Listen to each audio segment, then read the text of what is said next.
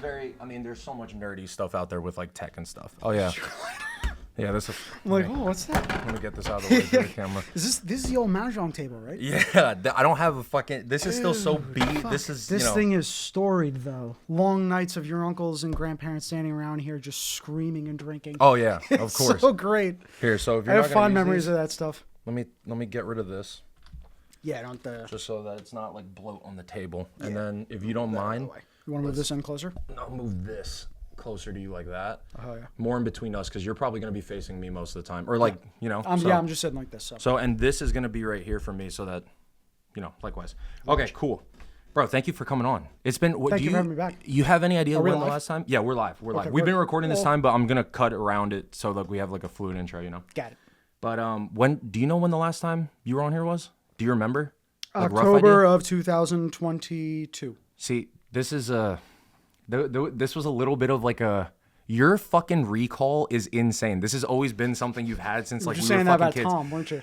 Yeah, Tom does have insane recall. Both of you guys have this like elephant's memory. Like you guys remember very specific details with dates. I never remember dates of shit. I wonder why. Cause I'm dumb. No, I don't think so. There's got to be something else to it. I can't use that word. Not yet, at least. Maybe in a couple when the culture shifts back. No, we can say whatever we want. We don't have to wait for the culture to shift. We will shift the culture if we want to. I like that mentality. There we go. I like that. Yep. So, bro, it's been a minute. Before we get into like I guess the more not nitty gritty or like serious stuff, I do want to catch up because I'd seen you had traveled recently. Oh yeah. And I think like I'm not gonna lie, I've recently had like when I say recently, I mean in the last like 2-3 years, have had a very different perspective on traveling, very specifically to this country. So I want to break that down a little bit. But you're like, wait, go into it. You want right now? Yeah, go into it. Okay, so I'll just say like prior to like when I was growing up, most of the vacations that I would do were to like city areas to visit family or whatever it may be, right? Yeah. And because obviously we grew up so close to New York City, I associated back then that only good trips were like to city environments. Whew. As a kid. Yeah. And then I remember Hannah, my girlfriend, she had asked me like in 2021, she was like, do you want to go to Scotland? And I'm like, what the fuck is in Scotland? Like, I was like, this is, and I said yes, but I was like, why do you want to go to Scotland? Like, it's just grass up there. Like, that's just dumb as shit.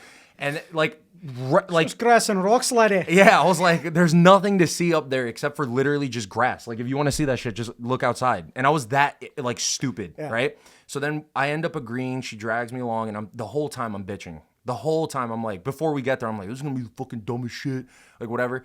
We get up there into the Highlands. We stayed in the Isle of Skye specifically, and the amount of like the emotions that I felt weren't like. They were just overwhelming feelings of like peace and like tranquility, and like like nature itself had an impact on me that I did not foresee. And then fast forward a couple years later to this recent to this most recent trip where I went to the Grand Canyon. Mm-hmm. Going out there and driving like through all this fucking open land. Yep. I started realizing why people call like, especially out west, like God's country. Like America's like fucking untamed wilderness, God's country. Like the vastness of it is crazy. And I was like, I'm sitting there, like we're driving and you just see like a plain, like a flat field and clouds, but like 50, 60, 70, sometimes 100 miles of visibility out. And you're just like, this doesn't make sense. Like how like, it feels that didn't like feel real. It did not feel real. It felt like I was in a painting. Then we actually get to the ridge like of the Grand Canyon. And I'm like, this is in America? And you look down, you're like, what? What the fuck? Like, yeah, I looked down, and this is when I really got fucked up. There were helicopter tours in the Grand Canyon that you could do. I didn't do them, but I didn't even know they were a thing. And as I'm on the ridge, I see something like deep. I'm like, oh my God, a bird. And then I realized it was a fucking helicopter. And it just looks so tiny because this thing is so big. The Grand Canyon's so big that a fucking helicopter looks like a little bird, like an ant, in relative to the vastness of like this, you know, like geographical fucking landmark, right? Yeah, the scale of everything out there is off the charts. Insane. And for people like us that grew up on the East Coast where we're used to like seeing the cliffs of the Hudson River or something like that. That's it. Yeah. Like, that's the most majestic thing you've ever laid eyes on. Are you kidding me? Okay. Meanwhile, here's this like 3-mile chasm in the ground. It's the Grand Canyon. Yeah, it's definitely something crazy when you're the first time you see it. Yeah, no, the first time I saw it, it was fucking unreal. And not only that, like, it made me, this is going to sound maybe cringy, but it made me, like, more of a patriot. Oh, yeah. Because Love to hear it. Because the reason why was because I had falsely had this, like, you know what? I'm gonna fully say this, like, because this is true. This is what I actually felt. You mentioned Tom, right? Mm-hmm. I remember we were having a conversation like in high school, and he had said to me like we were just shooting the shit like when you're young and like you're just full of dreams and whatever the fuck. Like I think we still all should be that little bit, right? But very much it's a very much high school conversation. Where do you want to travel the world? Like what do you want to see? All this stuff. And I remember I was saying something about like Europe, and Europe is so fucking this and that because I'm younger, right? I've since been to a little bit more around Europe, and I have a little bit of a changed opinion. So you beat me there. I've still never been. So okay, so. We could talk about that if you want, but to this point, I had judged Tom because in that conversation, Tom had told me I don't really want to travel internationally much, like especially all the way out to like Europe and Asia before I see like what there is to see in the U.S. And I was like, the fuck is there to see in the U.S.? I was like, that was my perspective. I feel like I have a piece of dry lip, whatever. Sorry. So I was like, that was my dumb ass foolish perspective, right? And then when I went out there, I'm like, this is totally like we had flew into Phoenix, then driven from Phoenix to Sedona, and then Sedona to Grand Canyon. And this is like cool. So you got a round trip of Arizona, basically. Yeah, and it's not like for those who don't know, this is not a short drive, even by American standards. Like the Grand Canyon was, I think, 6 hours from where we were staying in Phoenix, in Phoenix. So we're driving like double-digit hours. Mm-hmm. Not me, my friend Andy, but. He was driving all this shit, and like through experiencing all these different areas throughout just Arizona with different landscapes. Like one moment we're in the mountains, driving along the fucking road, along the tree line of this fucking mountain, like several of these crazy mountains. And then you end up going down the mountain, and then you're in a road that's a main road, but you're in a valley surrounded by like a forest that looks like some shit out of like a fucking like a fantasy film. Like you're in like a crazy landscape. Yep. And then you arrive in Sedona, which is like a little pocket ass town in the middle of fucking nowhere with like these giant red mountains. Like it's beautiful. So through experiencing that, I'm like, I thought America was all like the Northeast. Yeah, imagine if it was. That'd suck. Yeah, I had no idea about like how the beauty of like the California redwoods, Joshua Tree, like all these places that I really want to go. So that's why I guess I like I found a new appreciation for the natural beauty of this country, and it made me a little bit more of a patriot. So that's like what that whole thing was. But this is a long-winded way of asking you, where did you recently go? This last trip that you went on. So this most recent stint that I was on was from. I started here in Jersey. I was in Gettysburg, Pennsylvania for a couple of days. That must have been fun. I went to, it's cool. I love history. So going there and seeing the battlefields was insane. It's beautifully preserved. A lot of cool museums and things to see there. Mm-hmm. I was also there in the dead of winter. So on top of being cold, I was also the only person out there, which was even better. Okay. Because talking to everybody around town, they tell me, you came at the perfect time because if you would have come in the summertime, hotels would have been $300 a night, and you would have not been able to drive into the downtown because it is still to this day a tiny little colonial or post-colonial town. Little brick buildings, tight streets, nice little town square, like beautiful, beautiful place. Even more so in the winter. How far is Gettysburg from like around here? 4.5 hours, roughly. Oh, that's not bad at all. Nope, not bad at all. Wow, very quick drive. I was there for a couple of days. Then I went south to Harper's Ferry, West Virginia, another beautiful little town from the old America days. Mm-hmm. It sits on the bank of the Potomac River and the Shenandoah River, where it meets and just becomes the Potomac River, which then flows into Washington, D.C. It's built on the side of like a sloping mountain. And the minute you drive down the main street in the town, you're just going down a really steep hill. West Virginians don't really maintain the roads very well, by the way. So it was a bit of a struggle. I wasn't slipping and sliding all over the road, but there's just massive, there's massive ice patches in the middle of the road. Christ. And like my car's 4-wheel drive, I can shift it down if I need to. I'm not worried about that. But just sitting there being like, what happens if I just like lose control?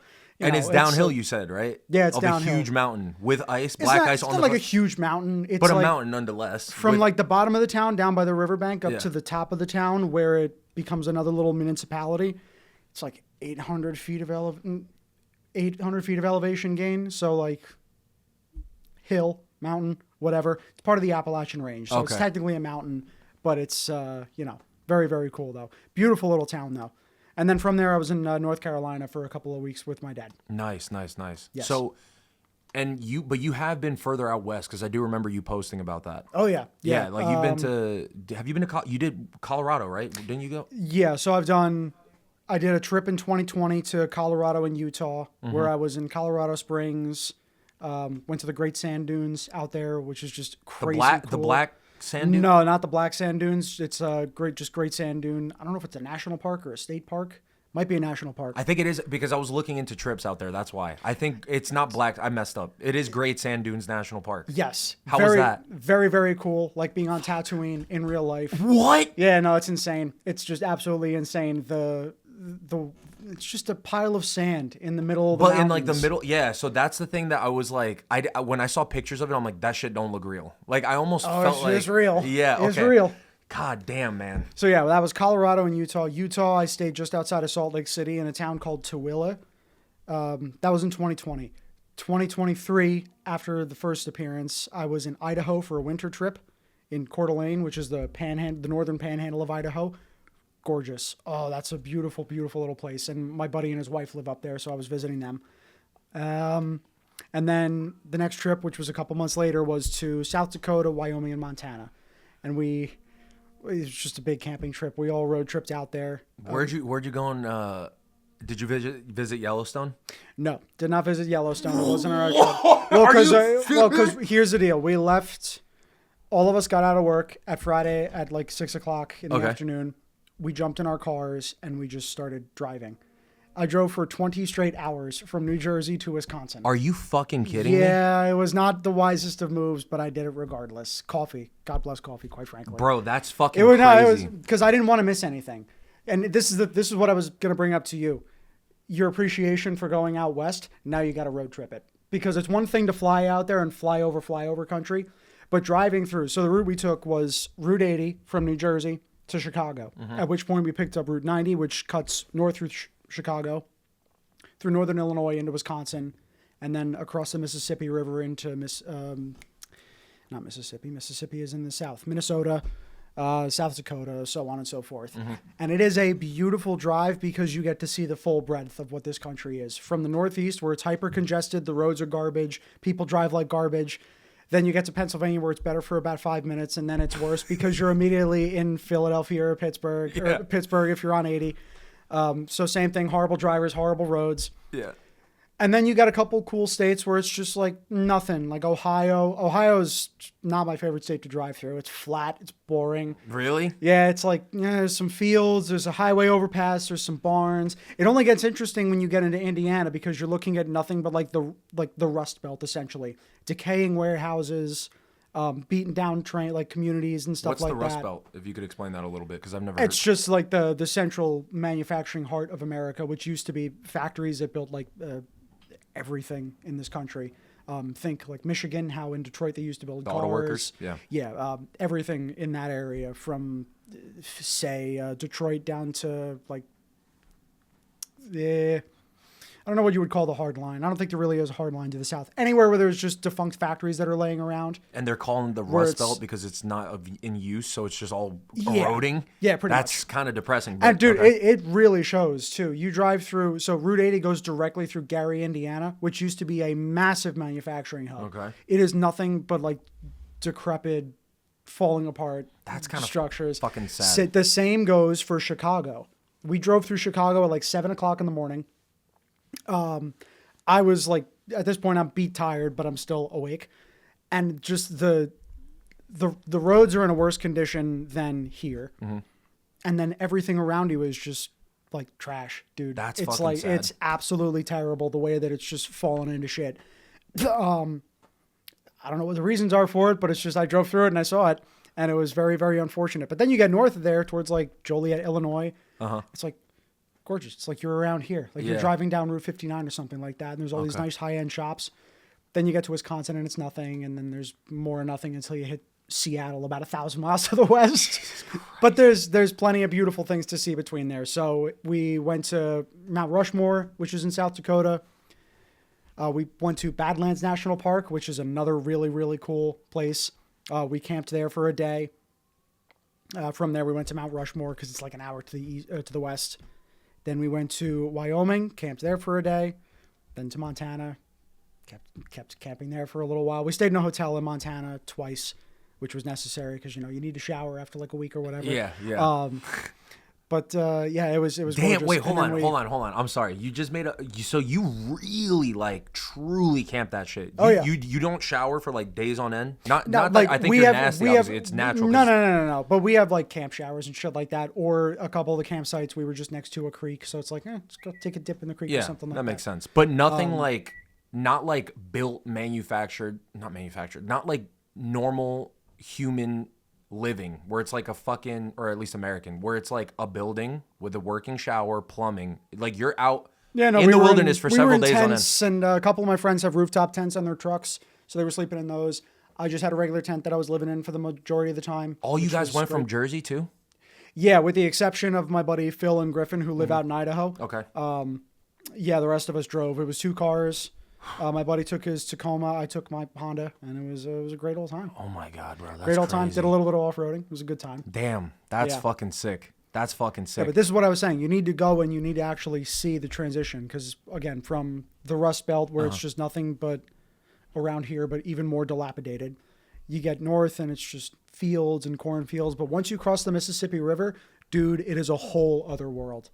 It is an entire other world. Like there were parts of Minnesota that looked like the Windows 95 screensaver, where it's just those beautiful green fields with the bright blue skies. Jesus Christ! And then you get to the Rockies and you see these massive, what look like clouds in the distance, but nope, those are mountains, and you're about to be in them in a couple hours. And then you go through the mountains and the Rockies.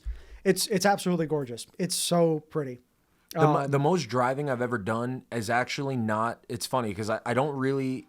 In the couple of trips that I've done around the U.S., I don't do much driving like longitudinally. It's more latitudinally. So like when we were in Arizona, that we discovered a lot of Arizona, but it was obviously in like a vertical, not vertical, but you get what I'm saying, like north to south sense. We didn't really go much east-west. And then in September, my girlfriend, she treated me like as a birthday gift. She took me out to Yellowstone.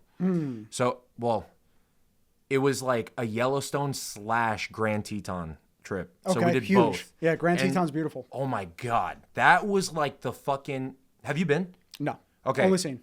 That was like the fucking part that I was like, okay, because like Yellowstone is sick. There's like really cool... It's all of it's beautiful, right? But Yellowstone was, I feel like, more for the animals. Like there were so many fucking bison. The people in the small ass fucking town of Yellowstone, West Yellowstone, Montana. That's the name. It's like this tiny ass, like something from the West, right? Like just vast nothingness. All of a sudden you just have a road and then a fucking town pops up out of nowhere, right? So I'm in that, goddamn, this dry piece of fucking lip is killing me right now. Sorry. Rip.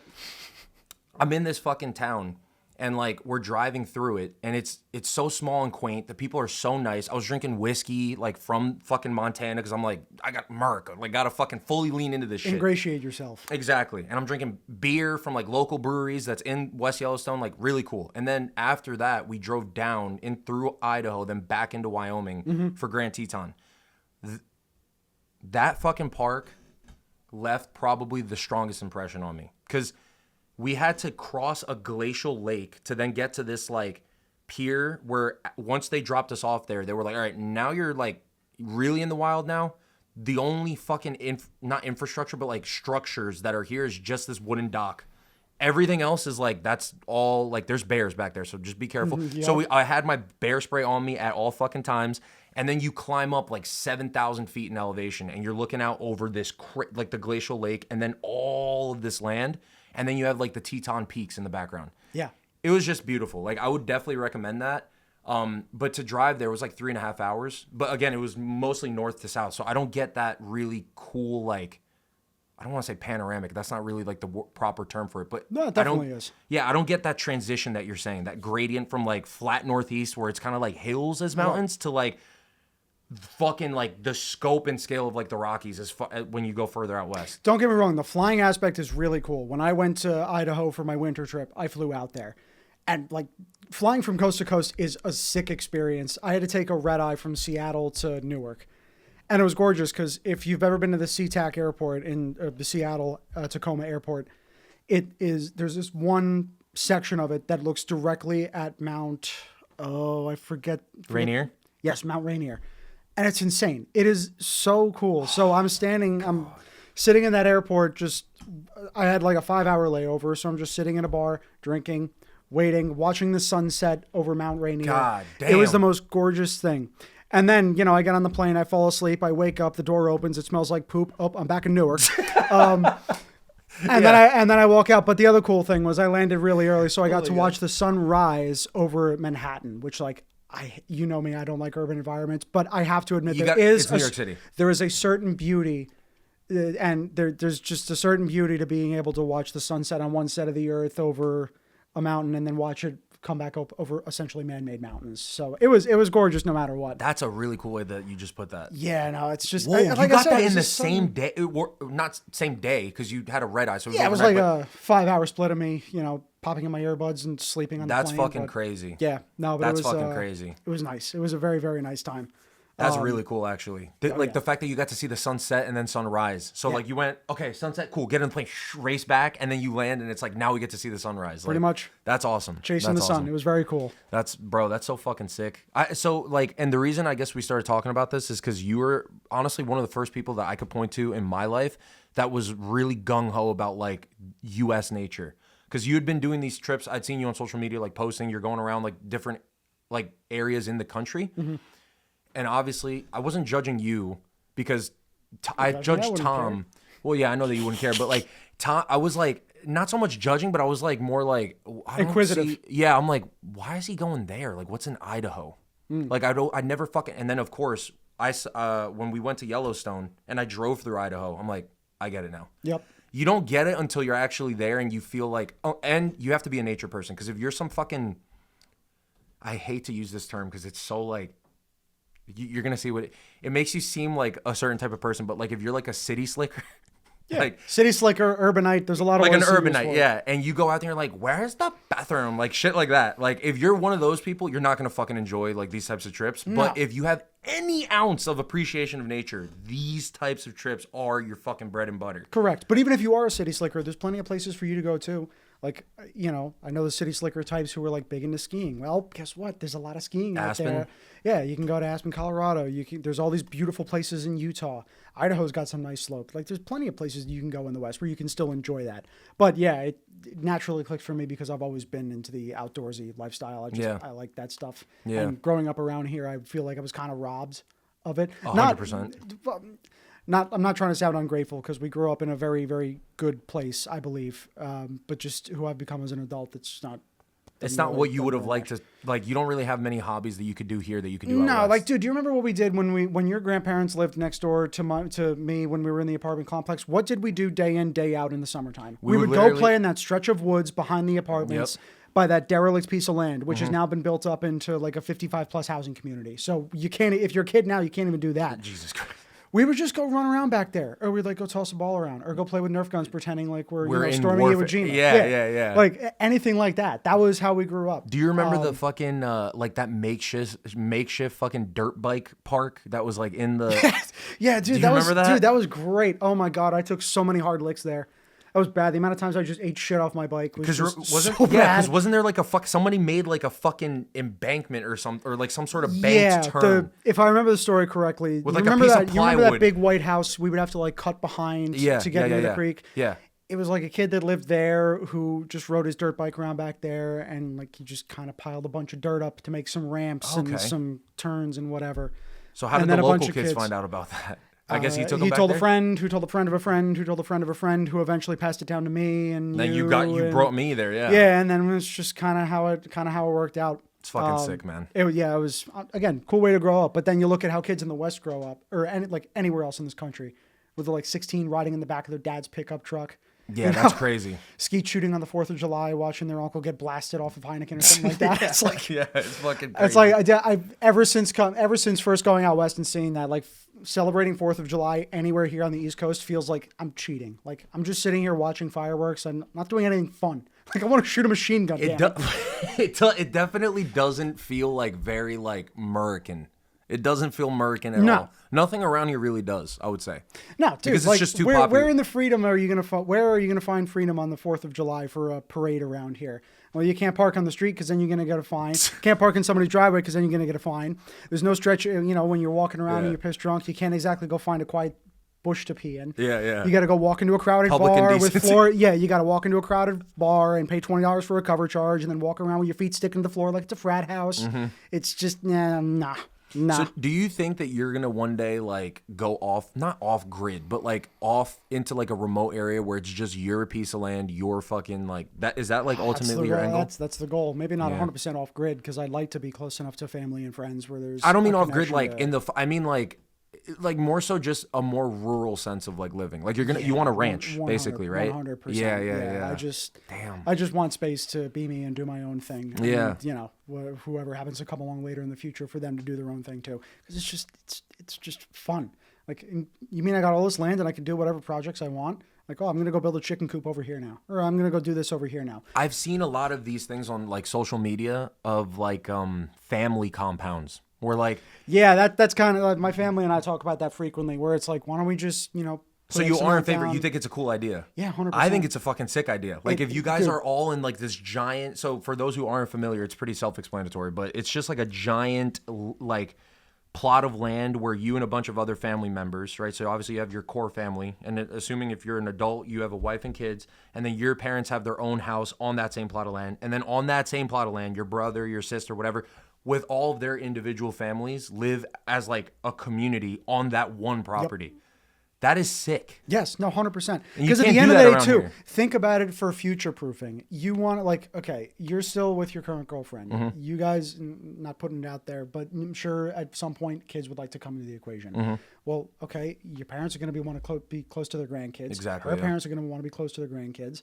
So what better thing is there to do except pool money? Okay, we'll just all live together and we have this sense of community already within family. Yeah. Well, then, if you want to extend it out to extended family or like friends or whatever, or, maybe you have a friend who's down and out and having a bad time. Okay, well, here, you come and you stay with me, whatever. There's a million different things you could do with it. But the point is that there's a set community there. You're not so disjointed. You're not deracinated from each other. You're together. Everybody, everybody's lives are intertwined at that point. And your well-being and your future, your posterity is as well. So yeah, ultimately, I think that is absolutely the goal. Just be together, keep family in close proximity, keep friends in close proximity, but also make sure that, my family going forward has a good life and can all stay together and have a relationship with each other. Yeah. Because the saddest thing to me, which I see so much around here, is people's families that are like split up or like don't talk to each other.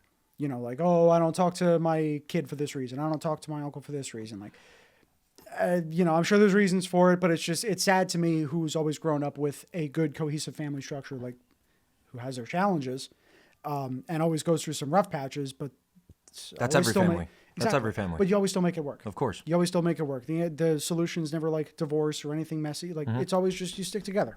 It's like modern day tribal living, if you think about it. Because like back in the day, you had tribes and you're doing that. Now it's just with real estate and all these fucking man-made rules, and obviously like civilization progresses. There's like, I guess, speed bumps to go over. But in essence, it is just returning back to like a more tribal sense of living. All local, like everyone is gathered in one local place instead of being like more of like a modern day mindset where it's like, yeah, I have friends all over the world, like this and this city, this and that city. Which that's is cool. It Don't is. get me wrong. That is pretty cool. It is cool. 100%. Yeah. But the idea of having like, especially your family, like your immediate family, all living in a very, very within very close proximity to one another, it just seems very like wholesome. Like, Yes, I like that 100%. a lot. Dude, I remember talking about it, deja vu moment. I remember talking about this exact thing the last time I was on, where humans are only meant to like know like about 150 people. Yeah, in you their talk. life. You I remember Like this is why you can come up off the top of your head and remember a random name and a random face of somebody from like middle school who you haven't talked to in years, but they're in there for some reason. What's that called? It's like something number. It's like the. I don't remember.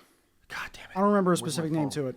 It was I think a sociologist who he coined the term to basically talk about that. Like you're only sociologist who came up with the idea of max number of relationships. I'm just gonna see what comes up. The Dunbar. Oh, the Dunbar number. The Dunbar number. So, oh yeah, suggesting humans can maintain around 150 stable relationships. Dunbar's number. Yeah. So that's what that is. So, and it's just because I think, if I remember correctly, it's because we just don't have the brain power to comprehend anything more than that. Yeah, makes to sense. know the ins and outs of somebody's life, where you're from, who you're with, your family, what you do, all that. It's our evolutionary It's a lot of biology. information to keep up there. And Yeah. quite frankly, after that number, it just doesn't seem important, I guess, to us, or Goes to mush. to whatever subconscious process decides that, I guess. I wonder if it's possible that 150 is the cap, but that doesn't mean that you can't, like, once you meet 150 people, you're like done. I mean, I would imagine that there's room for, like, somebody gets replaced by somebody more important somewhere in that 150. Yeah, I think you're right. Right? Yeah. It has to be, because there's no. You could meet. I would like to imagine that you at like 50, because 50 years you meet a lot of people in 50 years. Mm-hmm. That you at 50 could form a relationship with someone new that is meaningful. Yeah, 100%. Like you can befriend a new friend. Like that would suck if you're 50 and it's like you can't have any more friends because my number's maxed out. Like I'm done. Yeah, like, no, I can't no. There's this imaginary number in my head, and you're 151, so now you're off you don't make the cut. Yeah. I do think that's true, but to a certain extent, also the relationships that we form earliest in our lives, I think, are the ones that are the most meaningful. Like, dude, you and I went through our entire college careers and talked like twice, and like here we are. Yeah, we're still talking. Yeah, of course. The point is the relationships you form earlier in life are more likely to fall into that number. That makes fall sense. into that framework, essentially. Not saying that somebody else can't, but like, dude, I've had a lot of coworkers over the years, and I've been good buddies with a lot of them. But there's some of them there's some of them that I just do not like think about or remember. And it's not like out of any malice or anything. Like, oh, I didn't like this person. Like, no, again, I was good friends with them, but it just they're not important to you now. There's been so many, and if they're not in my life currently, yeah, that's it. That's life. Yeah, you just keep moving. Pretty much, nothing personal, pal, but just keep moving. Of course, that makes perfect sense. I feel like that's very logical. Is there anything you want to talk about with the national park stuff, or should we move on to like? I really want to pick your brain on some of this political stuff that's happening right now. We can keep going to the national park stuff, but we'll get to that in a second. Okay. I'll just say the best national park that I went to that Yeah. you should also go to is Glacier in northern Montana. Glacier National Park. That was on the bucket. Oh or not my bucket God, list. it is the most beautiful place on earth. When I tell you that I drove in there and got a tear in my eye from the raw natural beauty that is before you, it's incredible. And then getting in there's a little tough. You got to get a pass to drive on some of the roads in there. But going to the Sun Road, just look up pictures. I have pictures I'll show you after the podcast. Dude, it's gorgeous. Sun Road, what'd you say? Going to the Sun Road. Oh, it's going to the Sun Road. Yes. Oh, it comes up. Yeah, it's the prettiest drive, I think, in the United States. Okay, so going to the Sun Road is a 50-mile scenic drive through Glacier National Park in Montana. It's known for its breathtaking views of alpine lakes, glaciers, waterfalls, and wildflower-filled valleys. It would be bad if it was wildfire. Well, there were fires when I was out there. It was that time of year. It wasn't bad. You just see some smoke in the distance. And like it's contained, right? A lot of the times if it's not a fire naturally starting, it's a fire crew going in there to clear crap up. And then they have entire crews and stuff like that. Yeah, you just saw pictures, didn't you? Oh my God. Yeah, dude. Yep. It's oh my God. Okay, gorgeous. Hold on. You're not scared driving on this type of fucking road though? Oh, dude, I was shitting myself. Okay, yeah. Dude, this doesn't look... in my little car, which was, it's a great car, don't get me wrong, but in that little thing, you look over the edge and you're like, oh my God, that's like a 5,000-foot drop next to me. This shit, I actually just got chills looking at that. What'll blow your mind even more is learning how this was built. It was built in the 1920s by literally a group of dudes who went up there with like pack mules. They packed everything in and out. It was built by like madmen. And you talking about this, like this road right here, these bricks that are fucking laid down to support that? It's still maintained, but obviously to this day. But yes, it was started, I believe, in the 1920s. So it was like a long time coming. Only reason was because that was the last like wild stretch of Montana that had really not been mapped up until the beginning of the 20th century. It was just so barren and so desolate because it's hard to survive up there. It is freezing cold at night. We were there in the summer, not camping in the park, but camping a couple miles away. It dropped down to like 40 degrees at night in the summertime. So where is this relative to like the rest of Montana? Is this, I would assume it's north, obviously. This is the northern end of Montana. Northeast or west? Northwest. Oh, wow. Or so northwest, north central. Glacier National Park. You see, like Hannah was talking about, she wanted to go there, but the drive was just not like, it wasn't a realistic drive. No, you need to do the drive. No, but I'm saying like from Yellowstone. Yeah, that's tough because you're going through a lot of rough territory if you're coming north. Holy fuck, this thing is like literally on the goddamn. Oh, it's on the border of Canada basically. Yes, and there is a Canadian national park which shares a border with Alpine. I believe it's Banff. with Banff. Which is actually, isn't that funny? Hannah's been to Banff, and she said it was one of the most beautiful natural wonders that she's ever seen. It's the same mountain range and all the same glaciers. And that's what I was going to say, everything. that it's like literally part of the same ass thing. Yeah, it's just, because it's Canada, it's their own thing, which, they have a good National Park Service. They take care of their own stuff. But it's gorgeous up there. It really is. Damn. Favorite national park I've ever been to. Badlands is pretty close. Where's also Badlands? really cool. South Dakota? South Dakota. It's about an hour to the east of Mount Rushmore. Okay, so I'm thinking of going I don't know when, but I was just thinking of very feasible. I don't know if I'm using that word correctly. Very affordable trips. Realistically, not much planning that you need to do. Yeah, that's no road flights trips, involved. baby. They're not expensive, and to you really don't have to Shenandoah plan. National Park. Yeah. Have you been there? No, I drove through it, but I've never actually done anything there. Shenandoah and Smoky Mountains I've done. But other than that... So, wait, Smoky Mountains National Park in Tennessee? Yeah. You've been there? Yeah. How was that? Beautiful. Beautiful. The only national park that's free to get into, so that's cool. Oh, okay. That's Crowded nice. in the summertime. The local towns, Gatlinburg, Tennessee, is awesome. Just really, really cool place. We stayed in a cabin. It was me and my family when we were there. We stayed in a cabin outside of town. And then the other little town is Pigeon Forge, which is just another. Yeah, dude, there's all these weird names. Dude, this is the thing. You're going to travel the country and you're going to see all these whack-ass names. Weird fucking stuff that makes New Hampstead look like, okay, that's a normal name to me now. Jesus Christ. It's interesting. You get out there and see the names. Other interesting names. La Crosse, Wisconsin was another weird one that I went to. Nice little college town on the border between Minnesota and Wisconsin on the Mississippi River. It's like Hoboken on the Mississippi, kind of. Okay. Very, very cool. Okay. All these weird little town names. I definitely do like driving through little backwater towns. No, I don't want to be insulting by calling them backwater towns, Bro, but little. You can call them that. It's okay. Yeah. They don't mind if you call them backwater. I like meeting the locals there too. If you go to a bar and you sit down and you're just drinking some whiskey or whatever the fuck it is. It doesn't have to be whiskey. It could be a soda, whatever it is. But then just speaking to the locals and kind of getting how life moves there. Yeah. Especially coming from the Northeast, like you had said earlier. So everything's so busy around here. The people are all very similar to one another. So it's getting that kind of very different social experience is very stimulating. Yes, 100%. For people like me, I went to a dive bar in Montana, and much for the same reason I wanted to see the local culture. That's how a good story. I went to a dive bar in Montana. That's how a good story starts. Go ahead. Nothing interesting happened there at all, except just very interesting people. Number one, dog friendly. So almost everybody that's walking in the door is bringing in their dogs. Smoking section out back where there's just a nice medley of marijuana and tobacco smoke. Because it's legal out there, so nobody cares. And ultimately, all those country people, you might call them hodunks or hardcore conservatives, but dude, I've never met a country boy that didn't enjoy weed. Yeah, okay, so that was something that surprised me a lot when I went to Montana. Because they're so demure about everything, you wouldn't even think about it. You just use the word demure. Yeah, it's an actual word. I know it's a fucking TikTok term. Exactly, I was about to say I don't have TikTok, so I rebuke that. That's not. No, that's not you just have very eloquent vocabulary and you use that that word the way you're supposed to use it, but I just thought it was funny because you using demure is so, because I only know demure from that's I don't get it from that weird girl balls content shit from TikTok. But I appreciate it. Yes. So they're demure about everything. I actually don't know what that word means. They're chill. Exactly. They don't give a shit about anything. You could walk in there in a pair of sandals in your bathing suit. As long as you got a shirt on and you have money to pay, they don't care. They don't care where you come from. They don't care what you look like. They don't care what you sound like. They're just chill. Everybody's really friendly.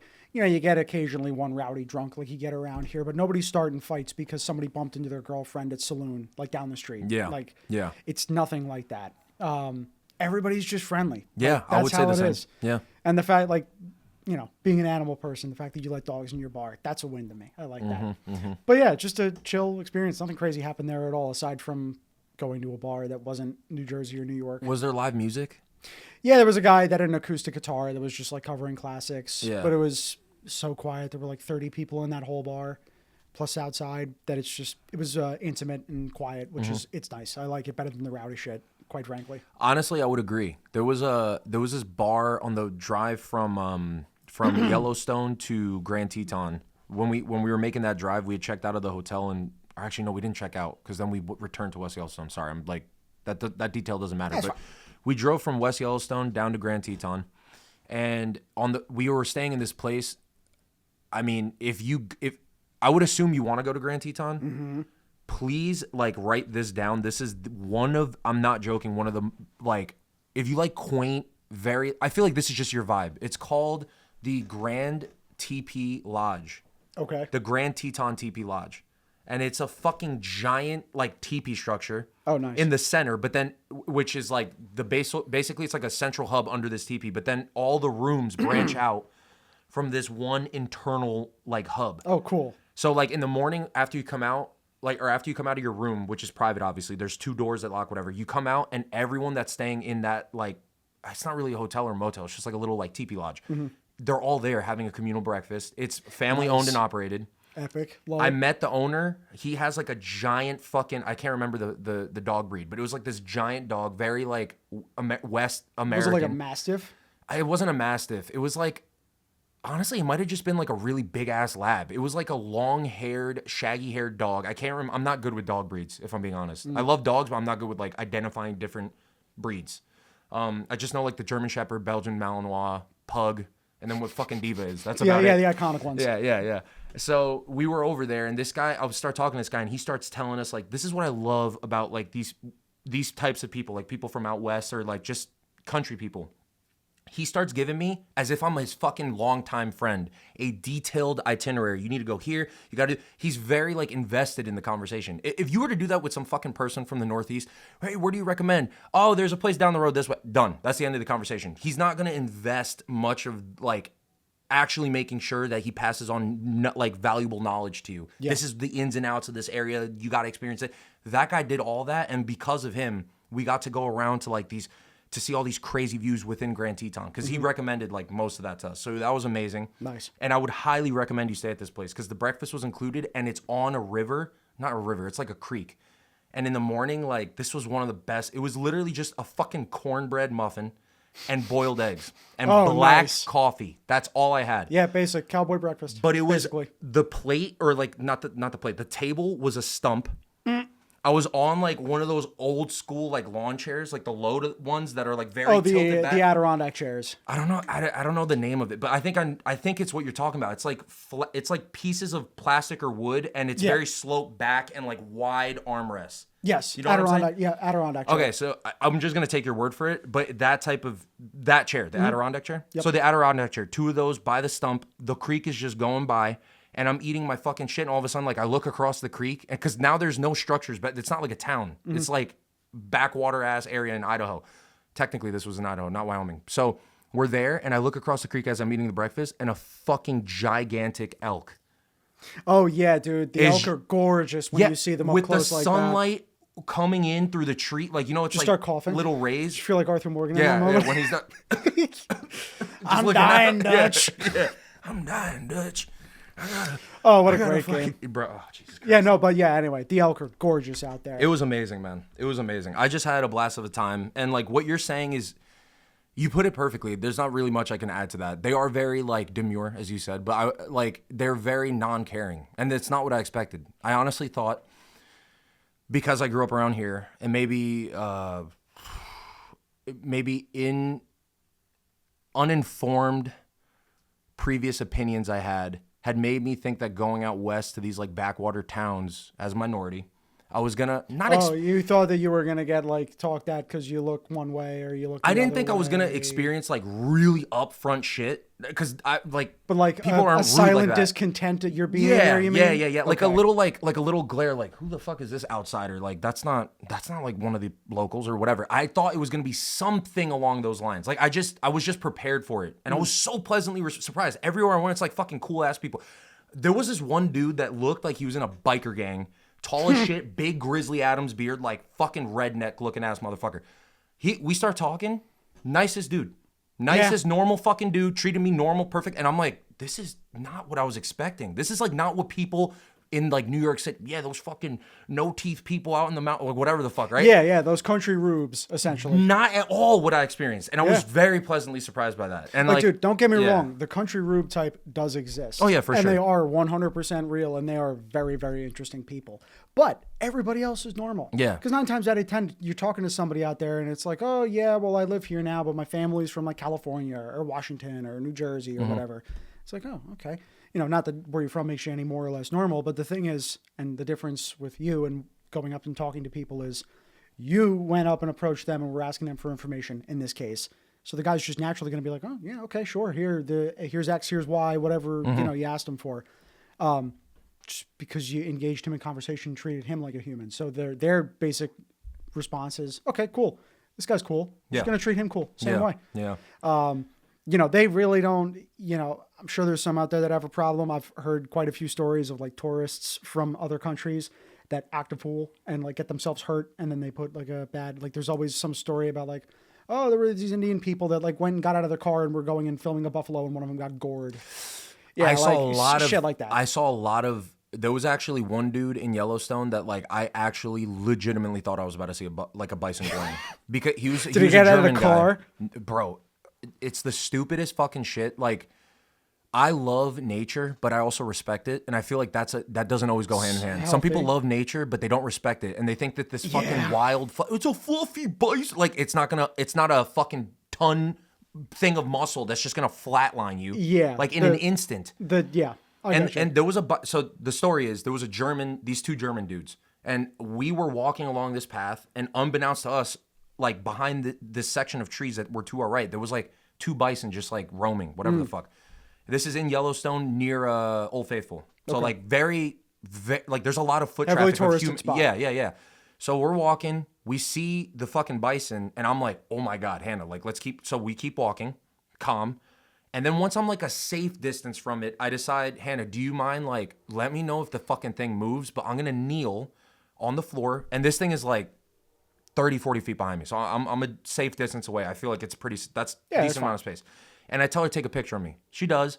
And then after I take the picture of her, cool, whatever, in this old film camera. And then I'm like, all right, cool. We're walking around.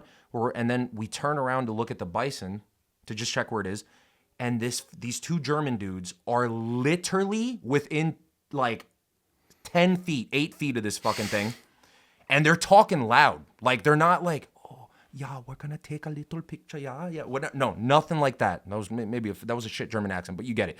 They're literally within 10 feet from this fucking thing. And my heart, bro, I started getting like nervous sweats because I'm like, this guy's about to die. Like, I'm about to see this guy fucking die because I don't think he understood that this thing is like not to be fucked with. Yeah. And I don't know. Like, luckily I was watching him, and then it ended up like the bison was just sleeping, eating its fucking grass, and hopefully, the sense I got is obviously these things are accustomed to like a lot of people. So unless you really antagonize them, they're not gonna fuck you up, which is good. But you still shouldn't test your limits. And then the guy luckily got away fine. Like, he took the picture. He's got a cool story for his buddies back in Berlin. Yeah, but it could have gone really fucking bad. Like, yeah. No, that thing would have killed him. That thing would have just absolutely killed him. They are massive. They're nothing but like 800 pounds of fat and muscle. They're scary. And I love bison because I didn't know that they are like they're like primordial. They're like very American. They are American. Like that animal doesn't exist anywhere else. And they've been on the Great Plains for, what was the number? It was like 3 million years. Like, it's several million years. Yeah. Before humans were ever around. These fucking things were in where they are right now, in the same ass continent, the same patch of land, doing their thing for millions of years. They've survived every pole shift, ice age, everything. Crazy. Like, they're a hardy species. Yeah. Like, to my understanding, they're basically just big cows, but like they're wonderful, wonderful creatures. There was a shit ton in South Dakota when I was out there as well. And like, same thing, dude, like you'll see herds of hundreds of them because there's been a serious repopulation effort for conservancy because obviously, they kind of got like wiped out all throughout the frontier. Like the Wild West days. They all kind of got wiped out, but then there were a lot of conservation efforts that stepped in to get their numbers back up. And dude, they've exploded.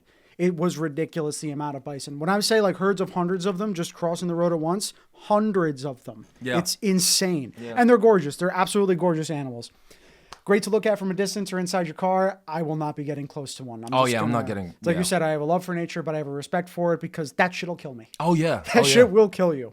Oh yeah, I didn't get to see any brown bears. I did see like one black bear for a second. One. You saw where? I saw a grizz. Driving back from the bar that night that I told you, we were driving down some dark country roads, and this massive 1,000-pound beast runs out of the car and just darts ahead of us.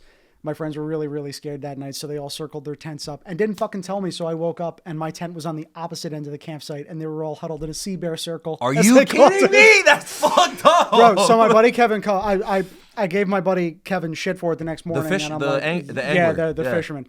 I'm like, dude, why? And he's like, well, Mike, you got one of the guns, so like if the bear came for you, you'd have taken care of it. It's like. And like, what if I didn't wake up and I just woke up to a bear chewing on my leg like a Kong toy? Like, what? Then what? I can't get to my gun if I'm screaming in pain. But it was fine. We didn't see a bear the rest of the night. Like I said, it just ran across the road in front of us as we were driving back to the campsite. How fast was that thing moving? Yeah, I don't know. It was coming like off a hill, so it was not particularly fast. It was moving slow enough that we can get a good look at it before it like dipped into the woods. And what was it like seeing one of those fucking? Because I've never seen a grizzly, like a brown bear in real life. I had a couple drinks in me, so I'm like, whoa, cool. I was also inside a car, so I really didn't care much. At that point, I'm like, I want to be scared, but yeah, at that point, I was just more like, I want to get in my tent and go to bed. Is how I was feeling. Really? That's well, because earlier that day we were whitewater rafting. You had a long day. You had a long day. Yeah, it was a long day. Okay, and I was just, like I said, I had a couple drinks in me. It's like I just want to go to bed. I'm done. Yeah, that makes sense. But yeah, it was cool. I would love to see one face to face in person. I would be shitting myself. But I've seen black bears up close before one hiking, and black bears are they're whatever. Yeah, they're more common. They're more, especially in the Northeast too. But like, I want to go to Alaska and I want to see same dude. Like the real coastal fucking Alaskan brown bears. The grizzlies up there are like they break 1,000 pounds easy, and they're just these gigantic, like 10-foot tall creatures that'll just paws the size of your head. Yeah, like I just don't get it. Like I couldn't even imagine seeing one of those things, and it is one of the most iconic apex predators, and it's like the symbol of like the American frontier. That and like the bison, right? 100%. But bears are also incredibly intelligent creatures. Like one of my favorite animals, just because they have all these weird behaviors that people can't quite understand, like how they look at like sunsets and waterfalls and like vistas. I didn't know they do that. People have observed them having just like looking at nature without like doing anything in particular. And every time I see that, I'm just like, oh, that is literally me. That's why I go hiking. I just kind of want to sit and look at something nice for a while. That's awesome. They're gorgeous animals. Like, love nature, but you respect it because they will also kill you. Yeah. They'll fuck you up. Black bears are okay, but the brown bears, you're dead. Yeah. You're so dead. Yeah, that shit's scary. I definitely I want to see one in the most controlled environment I can. I don't want to stumble across one because that is like, I will fucking panic. Not like, I won't do anything stupid and like scream, and then obviously because you're going to get eaten, but I could definitely see myself getting No, but you're going to freeze up and be like, oh, bear. Yeah, because, well, what do you do? At that point, it's just bear spray, fucking unleash that shit, and then just run or slowly back up, walk. Yeah, you don't really run. You just the grizzly is going to be a little more aggressive, where it might try and like false charge you, where it'll like get up and then look like it's going to charge you, but then stop. So it's trying to test you to see if really to see if you're a bitch or not. Because if you run, then it's like, I got this motherfucker. Yeah, exactly. Exactly. It's a bitch test essentially. God damn, those things are scary. Yeah, no, but again, like they're also intelligent enough, and they have a good enough sense of smell and hearing about them that. So like all the days that we hiked in Glacier, we did not see one. They didn't come close to us. But they know where you are, yeah. Because they can smell you. They can smell you from like a mile away, and if they smell you coming upwind towards them, well, they're leaving. Because they know at this point, okay, we're the apex predators, because either we're carrying bear spray, which is going to piss them off, or we're carrying something that's going to kill them, like a gun. So they, at this point, have like 300 years of conditioning of people coming in, and they get aggressive, and they try and kill us, well, we do it right back. So they stand off for the most part. But when they're hungry, or you're in the way of their kids, sorry, pal. That's GG's in the chat for your ass. Yeah, pretty much. Press F to pay respects. Is all I gotta say about that. Bro. Oh my god, I can't even imagine being like these fucking hardcore frontier people that were just out there with nothing but like a hope and a fucking whim. Dude, I watched The Reverend for the first time a couple of weeks ago. The Leonardo DiCaprio movie? Yeah, and I imagine that's much what it was like. You're walking through the woods, draped in heavy wool clothing or fur in many cases. Carrying a rifle, it takes you 5 minutes to load, and if it's too damp, good luck, you ain't shooting shit because you got, moisture in the powder or whatever. That just seems like a brutal existence, but also seems pretty cool. Seems pretty cool, I'm not going to lie. I do feel like they were weirdly enough less anxious people and more like mentally resilient because their everyday lives were so hard. Yes, 100%. Like we are speaking for everybody these days, we have no fucking mental resilience these days. Because the worst thing that's ever happened to us is you got a flat tire on the side of 95. Oh no, what am I going to do? Yeah, Worst thing that ever happened to these people is they lost 6 months worth of work because it floated downriver. And now they're screwed and have no food and have to somehow hike 500 miles back to St. Louis from Montana. Fucking Christ. Yeah. That's the thing. We have it so easy these days. It is so easy to take for granted. Yeah, I hate to sound like an old man when I say this, but when you were talking about what was it, the road to Sun Road? What is it, going to Sun Road? The Sun Road. So when you were talking about that and you told me that these fucking people with pack mules, like they packed everything in and out, I was like, I could not imagine. Well, A, that would not happen because obviously today we have like modern equipment. But if you were to take the people from now, before that road was built, I don't think that road's ever getting built. I don't even think you could build that road with modern equipment, quite frankly. Are you...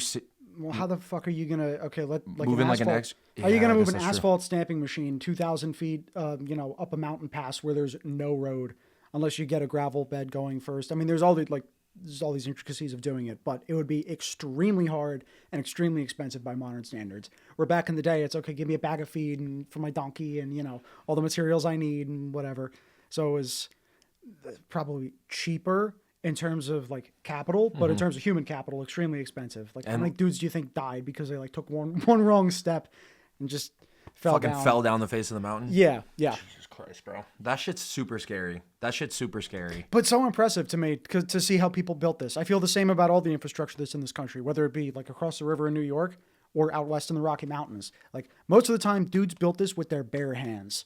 Like for the most part, like the entire grid structure of New York is how old now? 400, 350 years old. Plotted out ages ago with buildings that have been there since like St. Patrick's Cathedral is like 200 years old. So like buildings that have been there, built by hand from materials that were mined locally, but then transported by hand or by horse. Like all of these things are just so impressive to me to look around at what we built without all the technology and then look at the quality of the stuff we do build with technology, and it's bad. Everything we build now is shit, bro. What do you mean? Like literally, like structurally wise, you think? Or it's just garbage. We have no style. We have no class anymore. Like look at a modern apartment building that's going up in New York City and it looks like somebody built it in Minecraft with stone slabs and oak planks. Are you a little bit of like a Luddite? Like a little bit? Yeah, kind of. I guess I would call myself a Luddite, but the problem is I'm so hopelessly ingrained in technology because that's our generation. Yeah, of course. But like if I don't know, some technology is good, some technology is bad. The line that I draw is convenience or comfort. I would say if it's something for your convenience, like making coffee, I don't use a Keurig. I use a percolator, like I told you. It takes a little bit longer. It's a little bit slower, and it's a little bit harder to get right than just like popping some grounds in a machine. But I enjoy it. But then there's other things that I enjoy technology for, like never getting rid of my car. Would I like to ride around on a horse? Yeah, 100%. But A, not feasible around here. B, cars are just more effective, more useful, cheaper. It's more for the novelty of it if you're going to have like a horse and ride it. Because it's like not efficient. It's not practical nowadays. When you have a fucking car, like why would you use a horse? That makes sense for sure. But I like your approach with the drip of walking around with a horse. Being like, I have to hitch my steed out front. I mean, that'd be fucking crazy. That'd be fucking crazy. You got like a big old fucking Mustang, like some sort of stallion, and you're just walking around with like a war horse or some shit. You're just walking around with this thing in town. You got to prop it up and then hitch it to like outside the local saloon. Some Red Dead Redemption shit. That definitely is super cool, but not practical. Not practical because that thing is going to eat a lot and it probably costs a lot to upkeep a fucking big ass horse like that. So I wouldn't really call myself a Luddite, but I'm wary of technology. I'll put it that way. You definitely have like a concern for it, and I definitely from like previous conversations get the sense that you just appreciate like more old-timey things. Like you have an appreciation for them. Yeah. Some people unfortunately have this mentality of like only new is better, and like old school shit, vintage stuff is like trash. Yep. Some people think like that. There's kind of a revival with like vintage, I guess like fashion coming back a little bit and stuff like that, but no one's really using like the refrigerators or like something like that from like the 60s, 70s. Like there's not really a revival of like Sony Walkmans or something like old technology like that. It's more so like glasses and fucking shirts or pants or something. Yeah, it's all superficial stuff, and the way that we dress is essentially what you're saying. Yeah. I think there's a lot of reasons for it, but mostly because, like you said, we value new things more than we do old things. Yeah. We are the first generation that grew up without things that were built to last. So your parents' generation, my parents' generation, our grandparents, when they would buy something, it lasted them a long time. My grandmother's first car was a 1968 Chevy, not an Impala. It was Malibu, Chevy Malibu. It's still running. It's still alive. I mean, it's in pieces right now. My uncle's rebuilding it at his place, but it still works. That's my fucking car, crazy. 22 years old. It was taken very good care of, so now I take very good care of it, and it's still running. That's only fucking 170,000 miles on that thing. I'll get another 20 years out of it. And you fucking took that same ass car cross country. Did you not? Yeah, You just said that. yeah. And then just on this last stint too, she went to North Carolina as well, and everywhere in between. That's crazy. It's because when you take care of things, more importantly, when things are built to last, they're engineered with quality. It's not this fast fashion cheap shit you're getting off of Alibaba or It's Temu not a or Sheen Amazon. fucking yeah. Yeah, exactly. It's not like I will never buy a car made after 2010. I firmly hold to that. Why? Really? Bro, because I don't care about heated seats. I don't care about Apple CarPlay. If I want a cool radio, I'll install it myself like I did with my car. If I want like some creature comfort, which I'm probably not gonna, well, chances are I can probably install it myself or I could just live without it. Every modern car is so ridiculously expensive to maintain. Like my mother drives a newer Ford Edge or whatever, where she had to like get this like payment plan, or not a payment plan. It was a what do you call it? Like a service plan or something like that. Where if anything happens to the car, you bring it back and we'll take care of it. Well, long story short, within a year and a half of having the car, something happened to it. She brought it back, got it taken care of for like $100. If she hadn't been shelling out another $100, $200 a month for this plan, it would have been like a $4,000 bill. Yeah, that's fucking dumb. Yeah, no. Every car is designed like this because there's too much technology and interlinked computer systems. More pieces to break potentially. It's just and the electronic stuff is just not really as reliable as the mechanical things. That we've transitioned away from making old school transmissions to CVT transmissions, which are way more complicated, have way more moving parts, and nobody works on transmissions anymore. You can't find a shop that will work specifically with the transmission or an engine of the car. Nowadays, if your transmission's done, it's like, all right, well, go buy another transmission. It's $6,000 for you.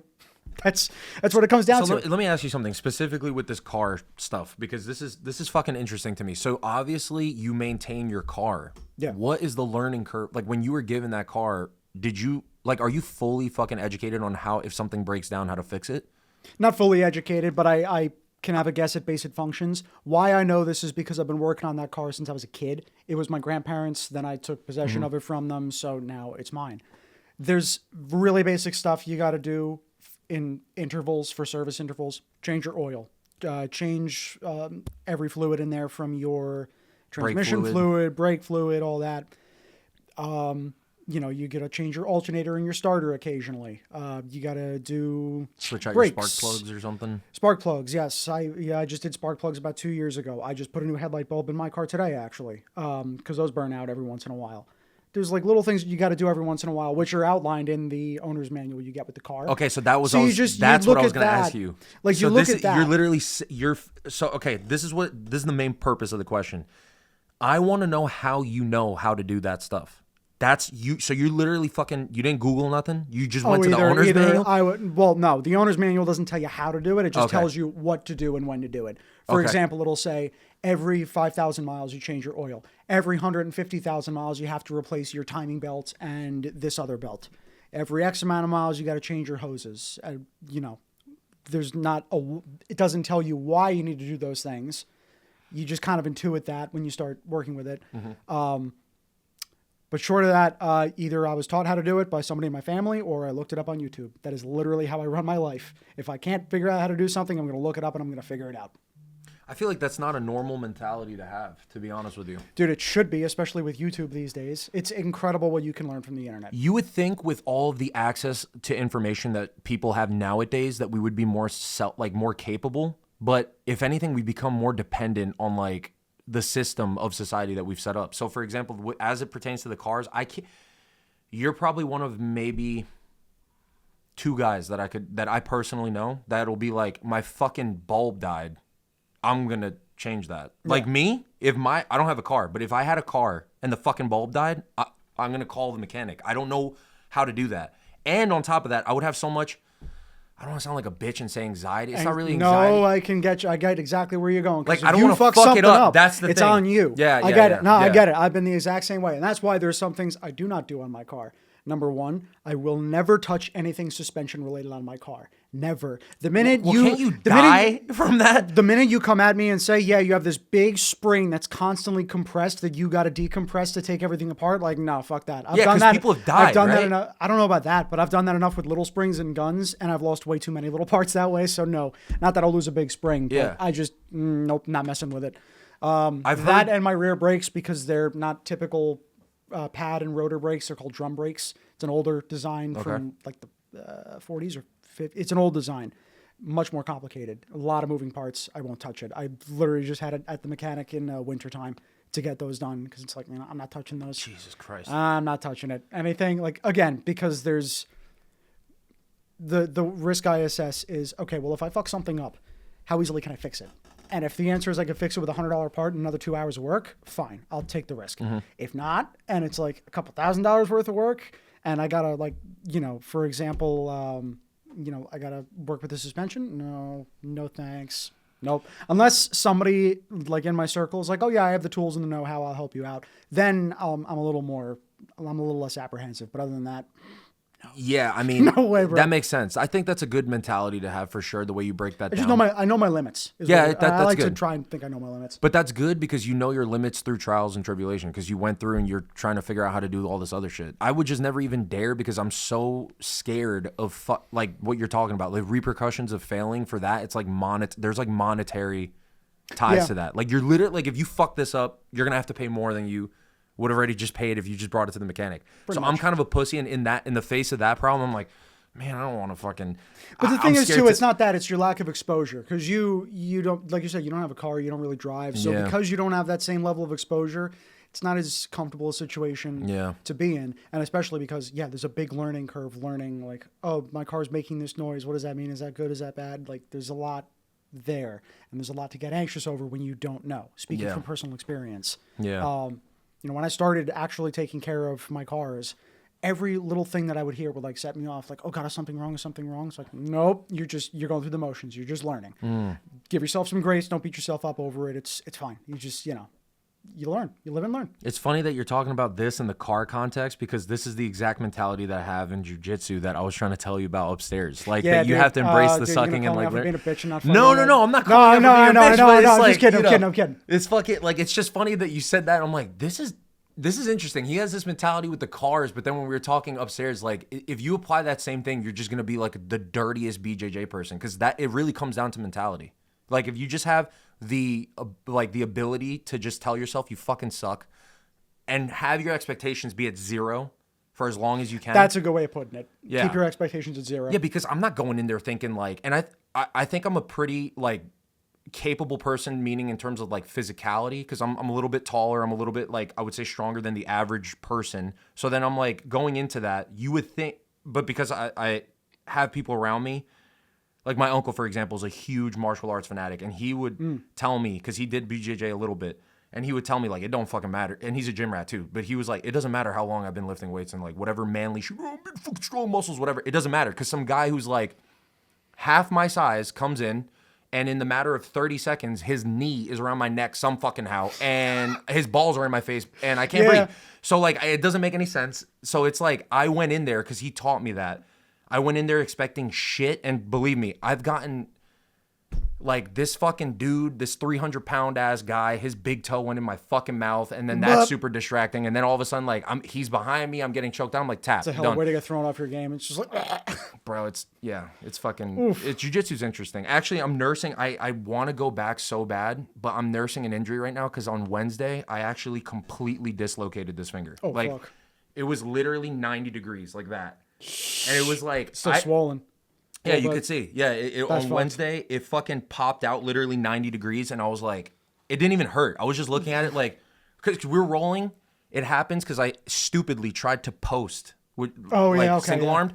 But you're not supposed to really, if you do that, you're not really supposed to do it full arm extended. It should be forearm, like the blade of your forearm, because there's obviously more structural support. Don't lock your elbow and all that shit. Yeah, because also this is so little surface area relative to all this that can bend versus this. This is on the ground, and now it's just this portion that's supporting all of your weight. More stability. Exactly. And when I had it in a single arm post like this, and it was onto like my hand, the transition of this guy, it was like a rotating force. So it was rotating me away this way. And because all my weight was on this hand and with his body weight, it was just too much too quickly. And all of a sudden, I just feel hot. I felt like like an electrical zap, but not painful. Like I wasn't like, I was just like, what the fuck? And then warm. And I'm like, this dude's on top of me. He's an ex-Israel, whatever their Navy SEALs are. He's an ex-Israeli Navy SEAL. Interesting. So this dude, but he was a white belt. Because, of course, he has to go, which is kind of bullshit because it's like you could be so fucking experienced, but if you've just never done the fucking thing of BJJ, like the formal schooling, you come in as a white belt. But clearly this guy has fucking combat experience. Yeah. He's an ex-military member. So we're rolling, that happens. And then I'm like, wait. I was like, hold on. And he's like, what?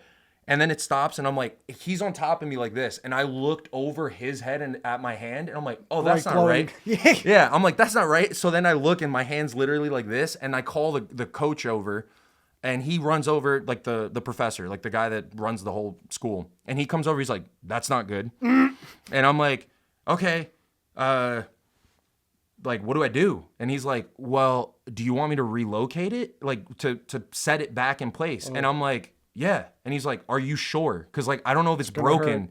I was like, I don't know if it's broken. I'm like, I literally, because I was so in shock. If you can move it, it's not broken. Yeah, like I was like, well, I couldn't move it because it was at this point 90 degrees. Like I literally could not bend it. It was just like, I'm not joking, it was literally 90 degrees like that. Oh my God. From here, this whole portion was to the side. And I'm like, no, yeah, reset it. And I go like this. And he just goes, and this is where I bitched out a little bit. I couldn't watch him do it. So I had to just look a little, like, you know when you get a shot at the fucking Dude, I'm the doctor's same office? way. I can't look at myself I can't watch myself get blood drawn or something. Yeah, I can't either. There's something about that. So I was like, all right, let me just look away. And he did it, and he barely touches it, and I just feel the thing go like back into place. I was like, okay, there we go, cool. And back to it. Yeah, I start doing this, and he's like, what? He's looking at me like, what do you want to do? And I'm like, let's just tape this sucker up and then finish the class. So that happens, and then afterwards, I did feel like a little bit like this is so fucking stupid, but I felt like very like masculine, like a man, because he was like, you got my respect. And this is a guy who do you know who George St. Pierre is? Yes. Like the one of the greatest UFC fighters of all time. Yep. I think a welterweight. So he actually was one of his like rolling training partners. This guy's like been around like in this industry, in this game for a while. So when he said like respect to you, like that was like fucking crazy. I was like, cool. Meanwhile, if you were to call an ambulance and just been like, yeah, can we stop the class? I gotta go home. Yeah, exactly. Like, you're a bitch. Yeah, he would have been like, motherfucker, certified this guy's a pussy. bitch made. Yeah. That's. I mean, good for you though. Hell yeah. I just want to get back into it. Fix it. Yeah. It was cool. I totally derailed what we were talking about before by telling the story. It's fine. I like the free flowing. So yeah, back to what we were talking about before. It was just like the mentality that you have with like you know, being able to kind of take that risk and having self-confidence, but also realizing that it's just a part of the learning process. Yeah.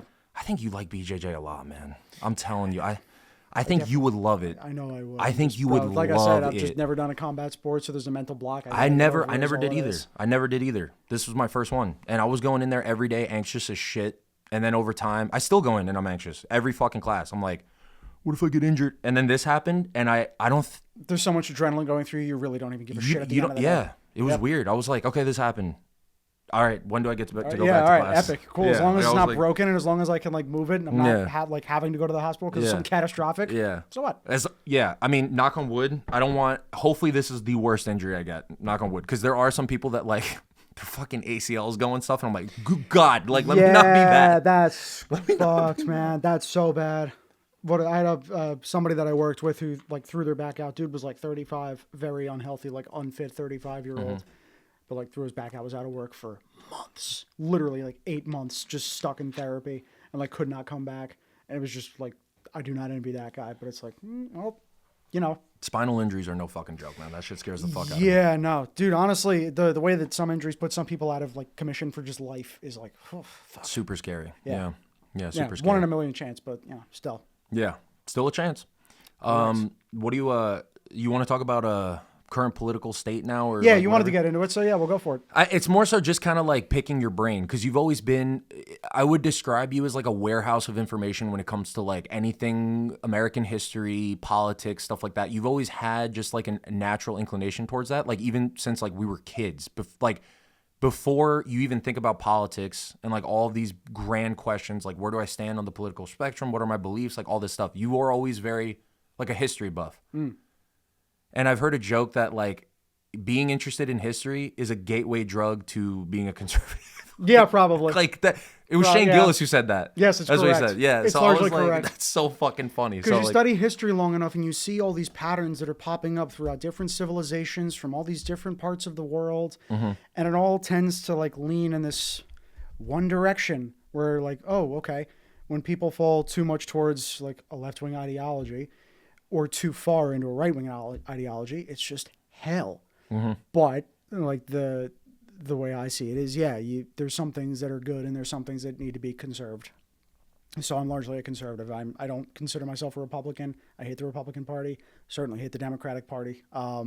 So would you say you're like a libertarian almost? No, I'm definitely not a libertarian. So can you describe? I'll actually I'm just gonna start asking questions. What would you describe yourself as? Just conservative. Somewhere loosely there. But there's not really any one political ideology that you would categorize yourself under? No. I like that. No, not really. I like that. I like that. I think doing that is kind of dangerous, to be honest, because then you're kind of like, you're a part of a club that if that club adopts certain ideologies at large, now it's kind of like a reflection on you, and maybe you don't agree with that, but you're kind of like stuck. That's what I feel like kind of happened with a lot of more sensible Democrats. Like the wokeism was pushed a little bit too far, and a lot of people who are just like, like I feel like most of America's in the center. I would argue that that's probably. The case. Although most of the American public is very susceptible to having their opinions pushed in one way or the other. For example, which you and I have talked about before, the rapid change in public opinion of things like marijuana legalization or gay marriage. Because literally all those things only became acceptable within the past 10 years in larger civilized society, printed press, whatever, media. Other than that, nobody ever talked about those things. So there's ways of shifting the Overton window to get people's opinions to change. But yes, I'd agree that most people are largely center of the road because all they really care about is they don't give a crap about the higher end order of how politics works. They just, they want a good job where they can afford to have a house, have kids if they wish, feed themselves, and then just make a good life for themselves, essentially. That is the bare minimum of what people want. So most people just don't really have to care about politics, quite frankly. Yeah. So what would you say, let me ask you this now, because you said you don't like the Republican Party, you don't like the Democratic Party.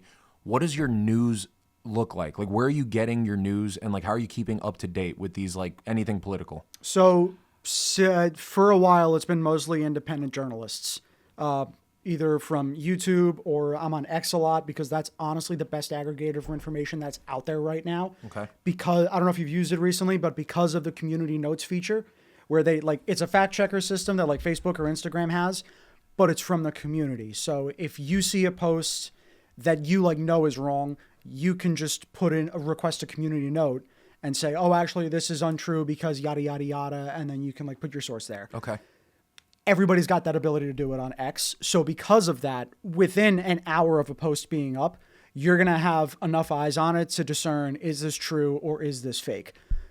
That's largely why I go there. And there's a ton of different people I can point you to. Tim Pool, who I particularly like used to be dyed-in-the-wool Democrat, marched at Occupy Wall Street in 2008, voted for Obama, didn't vote in 2016, but voted Trump in 2020 and 2024. Jimmy Dore, another prominent used-to-be leftist who got long COVID, got totally radicalized by COVID, and then kind of came over to the right, although same thing, he's not like a right-winger. Still has a lot of left-wing positions, but that's fine because he gives salient, honest reflections on the news. It's pretty much the go-to. Just independent journalists. I don't go to mainstream news media for a lot of reasons because it's all just lame and boring and disingenuous and fake. You mean to tell me that these people that are sitting there just like this all the time for your news from 8 o'clock to 9 o'clock or whatever, telling you about all these horrible tragedies that occur, it's horrible. It's nothing short of propaganda, in my opinion. All of it. That's at least with the independent journalists. Number one, you can directly roast them if you don't like what they're saying because you're on X. But number two, again, you have that aggregator of everybody else on the platform that sees that and interacts with that, being able to counter it and say, well, no, actually this, this isn't true because of this or whatever, whatever the reason is. So I want to say something about one of the points you just said, because you were pointing out it's interesting that you actually know like the political stance of these independent journalisms and how they've been swapping parties. Yeah. I think that is a really good sign of like a healthy mentality in terms of like who you're getting your news source from. If their opinions can change, that shows true integrity. To me, at least. 100%. Yeah. As I followed these guys' career, I've watched them flip-flop on so many issues. And look, in discourse around politics on the internet is always going to be, oh, you flip-flopped on this issue? Oh, it's because you're disingenuous. It's like, no, it's because you're learning. And it's because as you go through life, nobody's got it all fucking figured out yet. Mm-hmm. I don't have it figured out. Nobody does. Mm-hmm. So to all this critiquing of people that goes on the internet of, oh, well, you flip-flopped on this issue, you changed your mind on this issue. Yeah, and? That's kind of part of being human, pal. So if you haven't got the message, you're either 16 and haven't lived long enough, or you're an old head who's just miserable. Yeah. Those are the only two people that I see doing shit like that. So do you think it's more of like do you think that would you say that the changing of their minds comes from just access to true information, and then that informs them and that leads them to make maybe more informed decisions, and then that's why they switch? Or like what do you think is like the main driver of that? It's access to information, true or false, but also what they see with their own eyes. A lot of people got radicalized by COVID. Like Jimmy Dore, for example, got radicalized by COVID. In which way? Because there was I can't speak to his exact opinion, but like I'll speak from mine. Do you remember what life was like pre-2020? I mean, yeah. Like, largely the same as it is right now, but you remember that distinct period of time from 2020 to 2021 where everything felt like a wasteland. Everybody was scared of each other, staying away from each other, yelling at you if you didn't have a mask on. Yeah. Those of us who like saw that shift and then saw how the information that was being relayed through the mainstream media sources was being changed day in and day out and day in and day out. It rang true as a propaganda campaign. And a lot of people saw that for what it was. And that woke them up to the apparatus that exists of the mainstream media, the mainstream political parties, social media to an extreme degree. It just woke everybody up to the machine that is basically feeding all of this fake information in there. Like how if you don't, stay 6 feet away from your grandma, she's going to die. If you don't go get 6 shots, your grandma's going to die. You got to wear a mask. You got to stay 6 feet away. No, the virus didn't come from a lab. It came from a market and somebody ate a bat or something like that. Yeah. But then they flip-flop and they're like, oh, no, it actually came from a pangolin. It is a lab. Oh, actually, no. It came from a lab. It's all fake. It's all just fake and gag. So some people saw through it earlier than others. Some people are still waking up to it. Some people won't ever wake up to it. Whatever. Do you think that I guess like huge tidal shift in terms of people waking up to like the machine that exists, do you think that's what led to Trump winning this most recent election? I think it was a part of it, sure. I don't think it was a large part of it, only because there were so many people that were still enthralled in the propaganda campaign that was going on back then. I think it was just largely a consequence of things got so bad over the past couple of years. We watched our gas prices go up to $5 a gallon around here. Yeah. Do you remember that in summer of 2023? Yeah. It was not good. Stuff got so bad, way worse than anybody was able to recall within living memory. Worse than 2008 and 2007 during the recession. According to my parents and grandparents, worse than the 80s, worse than the tech bubble burst. It was bad. And everybody kind of collectively saw Trump, who was a known figure, but a bit of a chaos element, if you will. Yeah. And then they look at the other one where it's like, oh, why do I elect her? Oh, because she's black or Indian and a woman? Okay, but like, what are your policy positions? Oh, you don't have any. Okay. Yeah. That's just what it is, unfortunately. That's that. That was like, I feel like some people might get maybe triggered by the way you just said that, but I would say that is it's very plain bare way to say it, but that is ultimately kind of what it was, at least in my eyes, because I didn't really see to be honest with you, the reason why I did not vote for Kamala was because I saw what I perceived to be a fucking coup with the Democratic Party and booting out Biden. See, well, again, you're much further than most people at this point. So when I saw you're that... correct. You're 100% correct. So maybe you could explain what happened, because I've heard a lot of back and forth on this. Some people have told me that it wasn't really a coup, and it was like She was placed in the... Are you serious? No, I just, because I liked having conversations, not because I'm trying to convince people, but because I just want to know, like, what are your talking points? Why do you believe what you believe? And then, like, if what you're saying is true, then I feel like that's like if somebody's saying that wasn't a fucking coup. Yeah, that's hilarious. I want to know why you think that. And like, what did you hear? And is it propaganda? Is it something that somebody fed you from the fucking Democratic Party? And that's why, like, the explanation, the excuse as to how that happened, that's how I perceive that. And through conversations that I've had with, like, some of my, like, personal relationships or whatever it is, some people don't think it was a coup. Through, like, going through, obviously, like, being more politically inclined, I've become more politically aware, and I've gotten more interested in politics. It's a sick, horrible game, quite frankly. It is. And I don't like the fact that, like, I be catching myself, like, listening to speeches and, like, keeping up with stuff like that. And I hate politics, but at the same time, I'm interested for my own information, and I do like talking about it, but I don't like arguing about it. I'll talk to, like, you could have the opposite side, but just let's not get heated. Arguing about it gets really messy. It's rough to argue about it. Unfortunately, you can't do it anymore with anybody in our generation unless it's a circumstance like this where it's like, okay, we know each other, we have the best intentions. You can't talk about politics with a stranger these days. I really hope because you don't know what you're getting into. I hope that changes. I really hope, and I think it will change, because I feel like the more that this type of mentality and, like, ideology gets pushed, that we're all Americans, we all have the same goals, we just have different ways of getting there, and conversation on these hot issue topics should not be, like, shied away from. And you should actually have more conversations, more discourse on these topics, so that the ultimate best decision is made on them, like, collectively as a society. Yeah. Shying away from that and just kind of, like, thinking that the other people, the other band, the other group is just evil, it's not good, you know? And, like, to be honest with you, I said it softball earlier, but I don't think it's anything to be ashamed of. And if anyone gets triggered by this, that's unfortunate. But I think I'm, like, it's on them, not you. What? It's on them if they get triggered, not you. That's You're true. not in charge of policing other people's emotions. That's a good way to view it. It's just kind of like at the end of the day, I did vote for Trump. I voted for Trump in this most recent election because I did the best that I thought I could do in gathering as much information on these different policies. And then from that information, I made the decision on who I agreed with the most. And that's happened to be Trump. And it's not because I'm a fucking Trump fanboy. It's just I looked at the two fucking options, which two-party system is stupid anyways, but I looked at the two options I had, and I had to pick one of them. And I picked who I picked. And I guess because of that, to be honest with you, I got some blowback from that, like, from people around me, but not, like, terribly. It actually led to further, like, down the line, it was good. But the initial reaction from it was like, what the fuck? With some people. Yeah. And then through that, I was like, that's really odd, because, like, you know me, and we've known each other, like, almost our whole lives.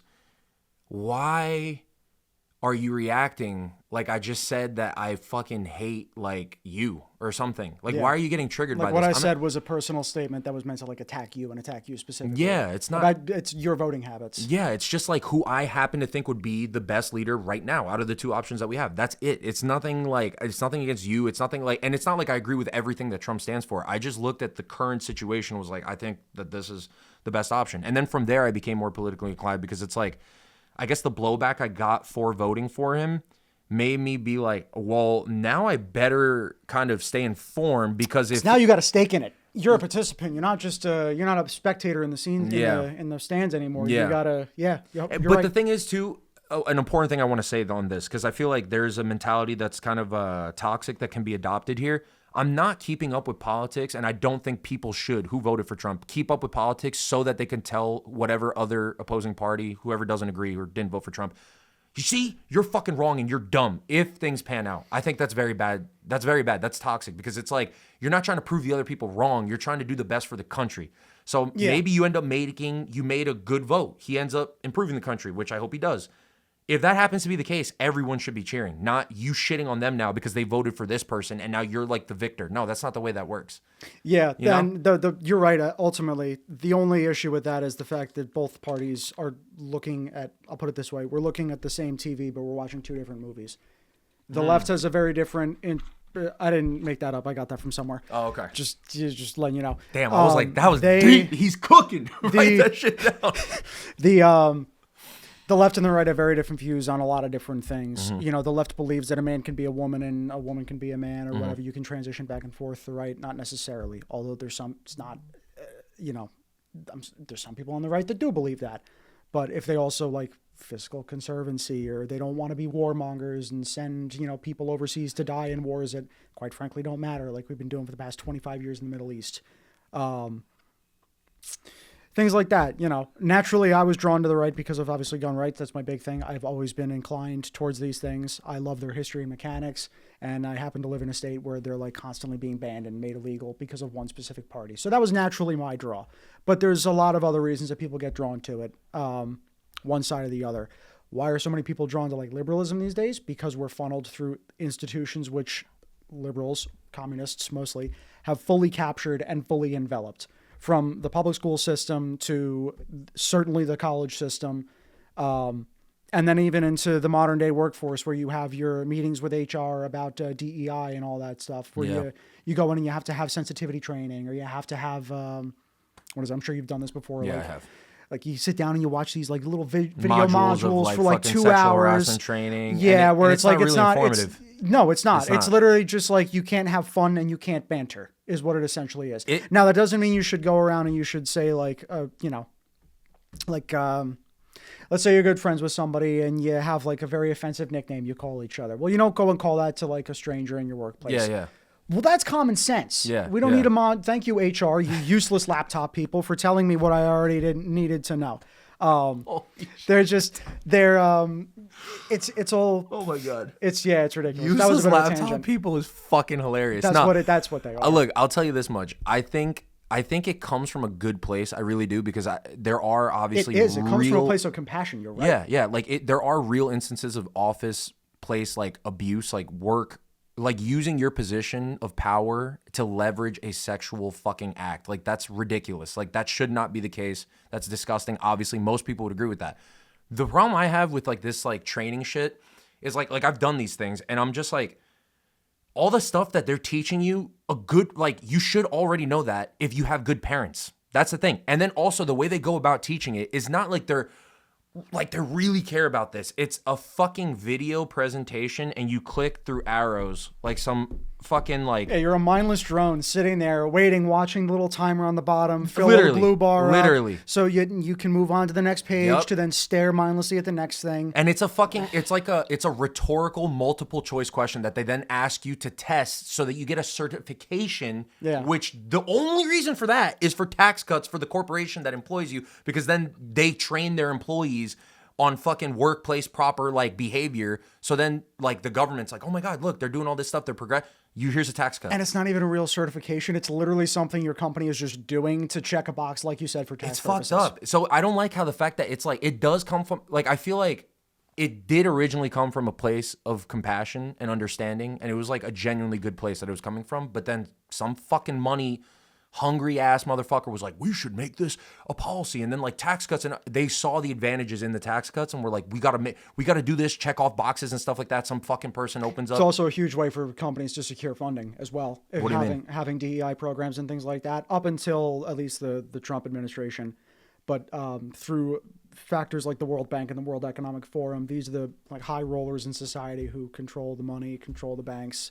They're the ones that look for this kind of stuff. There's something that's called an ESG score, an environmental social governance score. Every corporation has one. Every major corporation, I believe, has one. And you are scored based on how well your company does on its environmental score. So like, do you recycle a lot? How much of your material for like packing is made from sustainable materials or recycled materials? Social and governance is about like the culture you build in your workplace, which is most of the time overwhelmingly it's going to be that liberal compassion, to an extent stifling compassion, where you have stuff like this going on where you're doing nothing but stupid busy work to check a box, to tell you something you already knew. But it's also to appease the loudmouths that will absolutely go to HR because you misgendered them, because that is a real problem as well. That is a real fucking problem. It's Yeah, there's quite a lot there, but the ESG stuff is interesting to look into. There's a lot of mechanisms behind how that works. The ESG stuff, do you know if it only takes into account, so you said social too? Yeah, environmental, social, and governance. I agree with the environmental part. I like that. That's a good idea. To a certain extent, everybody should, right? Yeah. Like, don't be dumping trash in the river. That's pretty fucked up, yeah. Yeah, no, but this is basic stuff that we in the West have been doing for like 100 years. Uh-huh. We just spent the last 100 years cleaning up the Hudson and the Passaic River. Great, we still got a lot of work to do because we had like 300 years of polluting it before that, but like we're getting there. Compared to like, dude, go to like the Yangtze in China or the or the Yellow River or the Nile or whatever. Find any river and anywhere else where there's a major industrial base along it. It's filthy. It's not good, literally filthy. Yeah, it's not good. It's I believe it was a metric used to judge other countries, but it became really strict, and then we were judged by it, especially when we were in the Paris Climate Accords. It was just ridiculous. Like the terms that we had were way above and beyond what anybody else had to do. So like we had to end up Germany had to end up giving up coal power plants, which they did, and they just demolished the last of them.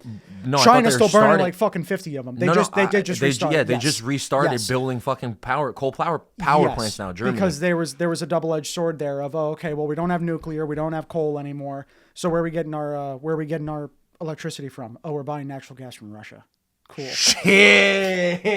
Yeah, fuck, no. That's why? Yeah. Ooh, yeah. Fuck. No, all of See, Europe, I didn't know that. Europe is like single-handedly propping up the Russian economy, all being like, oh, we have to stop Putin because he's the new Hitler. It's like, no, you guys are just fucking stupid.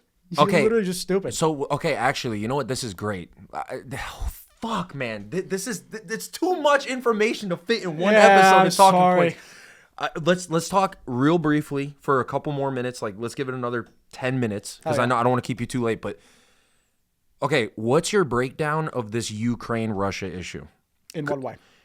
Meaning, how do you see this playing out? How do you see? Because I guess the reason I'm asking this question is because one of the reasons why I really wanted, one of the reasons why I voted for Trump, not really wanted to vote for Trump, why I voted for Trump was peace and like national security reasons. Like he was very strong on that. And I was like, well, obviously that makes sense because like I don't want to be fucking attacked by like terrorist groups and stuff like that. And like we need secure borders, all this shit. Like I obviously come from immigrants. I want immigrants to come to this country. All that good shit. All of it's good, obviously. But you need a safe country. And like he ran on that.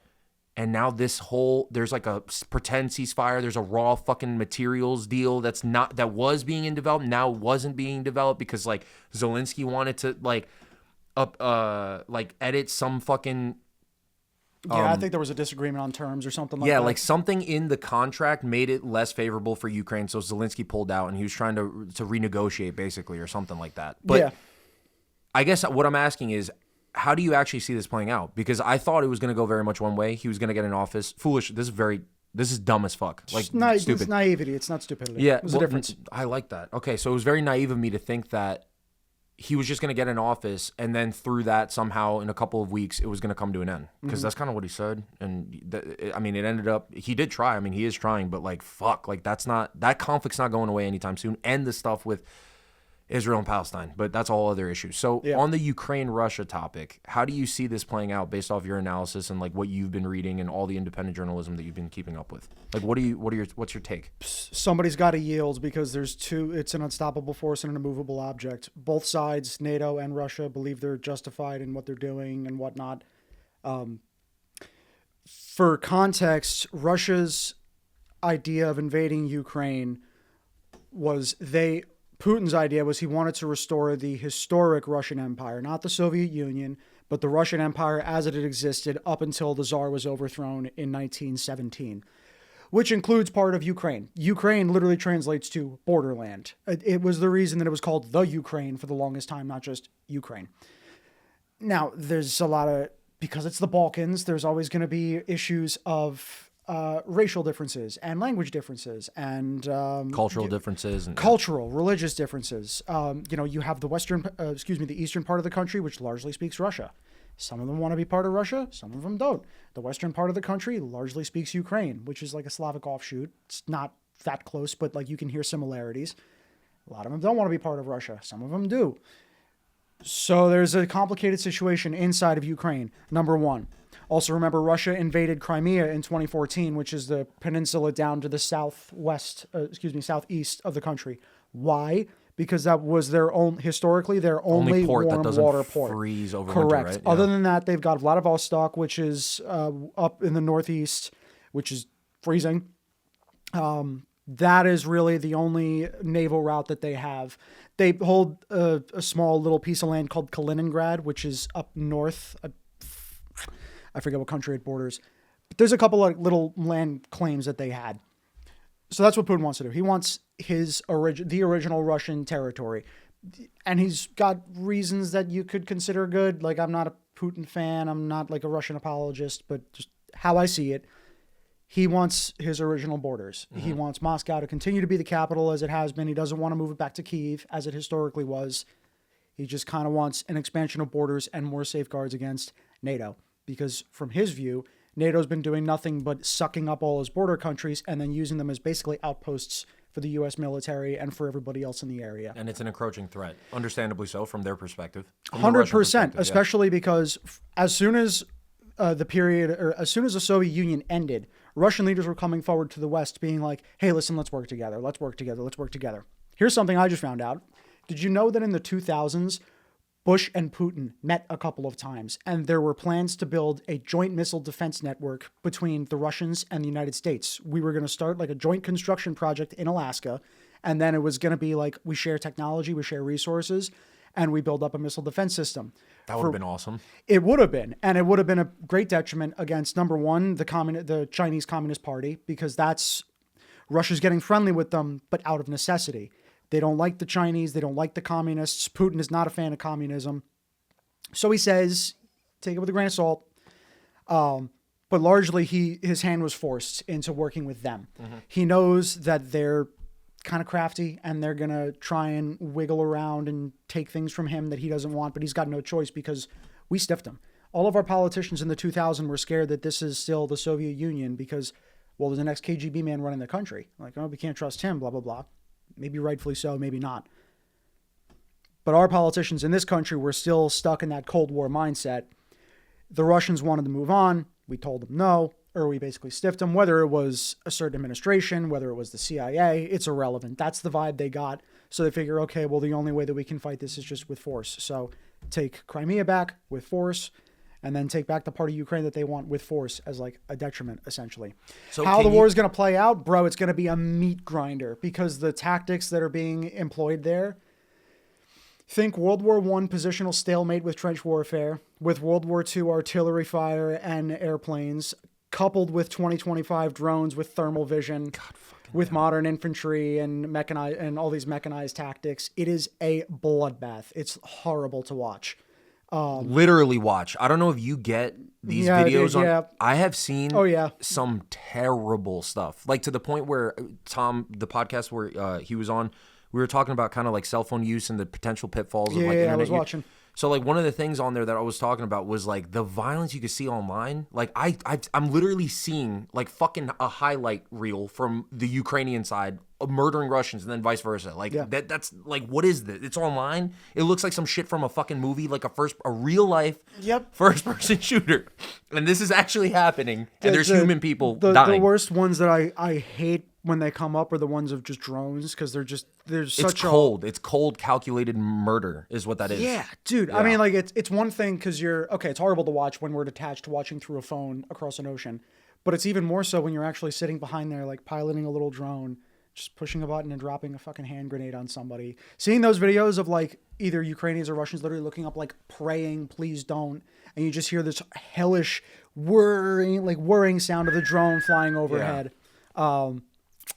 That shit's horrifying. And if it's not that, it's while you're fighting in a trench, exactly as you would have in Verdun, 100 years ago. It's just, oh my God, it's rough. So it's going to be a complete stalemate. The Russians and the Ukrainians are just going to keep tossing back and forth land. The Russians are going to get their outside help from Iran or China. We're going to keep sending over advisors, PMCs, and former pipe hitters and what's a pipe hitter? Special ops guys that were just like They did the cool things in the global war on terror, essentially. So hold on, the U.S. is sending advisors. It's under the guise of Yeah, advisors. bro, we've been sending them over there since it started in whenever it started. So there's actually American soldiers who are fighting on the front lines. 100%. Now, who's the people? Like, who in Washington made that decision, or is that something from like? Probably nobody in Washington. Well, maybe somebody in Washington, but nobody we'd ever know about. Quite frankly, it was just like. If you're the guy on the ground, you're not going to know. It's just, oh, I'm part of, XY. I'm part of this task force, this quick reaction force. And I've been deployed over to, this part of Ukraine to like train people or whatever. One of my buddies, John Alcaviva, he was in the military. He was stationed with the army in Europe for about a year. He did training, I think, in Germany, 2 other countries. I just forget which ones at this point. But he did training over there. When he started, he would tell stories of like, yeah, I would train up these guys these like band of Ukrainians. They'd come back like 6 months later and like half of them would be missing. And you just don't even ask about it because you know exactly what happened. It's like, oh, shit. Fuck, man. So even if they're not directly involved in the front lines, they are certainly there in an advisory role. And I'm willing to bet you there's a couple people that were like, fucking put me on the plane and just send me over there. I want to kill. Because there are literally people that are like that. Like savages, crazy. Yeah, people, like they got out of Iraq in 2008 and were like, I want more. So they signed up with Blackwater and they went back there and were doing security work. Bro, some people are just built like that. Yeah, some people are just people are just built to file spreadsheets. God damn, everybody's everyone's got their thing. Fucking damn it. But okay, so it's interesting. You mentioned something that I actually didn't know. I had naively so thought that him, meaning Putin, invading the Ukraine was to actually take over all of Ukraine. But you had mentioned it's like certain zones, certain portions of Ukraine. So is his end goal to take over the entire country or just reestablish whatever parts were in that, like you said, the old Russian Empire? According to his official position and what the Russian state media wants, they just want the Russian-speaking portion of Ukraine back. So the eastern section of Ukraine. That's as far as they've said. Who knows? Do they want more than that? I don't know. Maybe not. Quite frankly, Russia's got a lot of issues right now, as do we, where none of us are quite really ready to throw ourselves into a big war like we did the last time in the 40s. We're just not. We don't have the manufacturing base anymore. We gave it to China. So they're going to, if push comes to shove, China's going to stiff all of us and they're going to build everything up themselves. As is their right. We've outsourced everything to them. And because, we were talking about the Rust Belt. We decided not to build things here anymore because it was cheaper to do it over there. So now they just kind of have our balls in a vice, quite frankly. You see, and this talking point that you're bringing up right now is part of the reason why I don't understand why so many people in America who are caught up in this left versus right fucking war, this own internal civil war that we have. Mm-hmm. It is a civil war. Good way of putting it. That they can't wrap their fucking heads, meaning the critics of Trump, and there's a lot of valid criticism. I saw some stuff on like how the numbers were fucking complete like bullshit. Basically, the tariff rate that he had on that fucking, how the calculation for that was like not mathematically sound. It was kind of just like they did some like weird math to make it look like we were getting stiffed, and then they're actually putting like half of whatever. It is quite possible. It is very easy to lie with statistics. There's entire books on it. There's criticisms of that, which I think they're sound. They're sound criticisms. I think they have very valid talking points with that. I think that is something that maybe the White House has to maybe address, but whatever. I'm not a fucking politician. What I will say is that understanding how weak of a position America is globally because of the fact that all of our manufacturing is in China, I don't understand how anyone can look at that, realize the potentially devastating position we are in, mm-hmm. and disagree with the notion of bringing manufacturing back to the States. Specifically, like you see all this tariff and the trade war that's going on with the U.S. and all these other countries. This is actually something that I'm super interested in.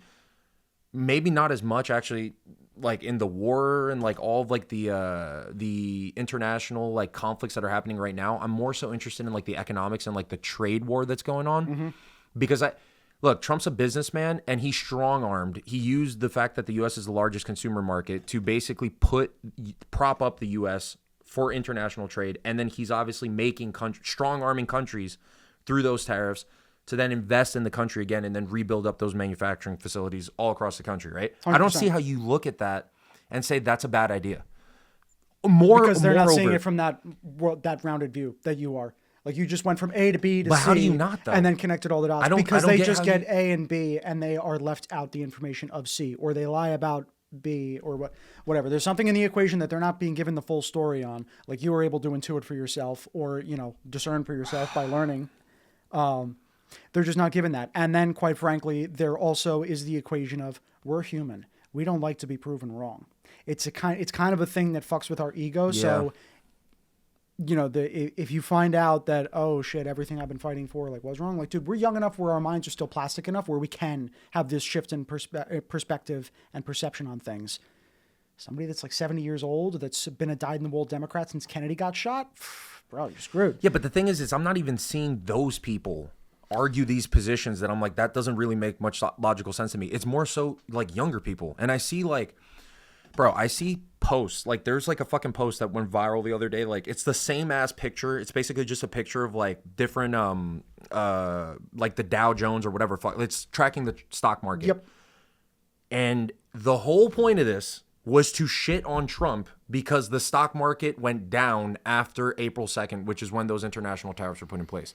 And I'm like, I hate when people do that, bro. like, I don't get, did you think that on that day, like the fucking jump was just going to happen? All of a sudden the Dow increases by fucking 10,000. Like that doesn't make any sense. Like you need time for the fucking facilities that these large companies just announced that they're going to build.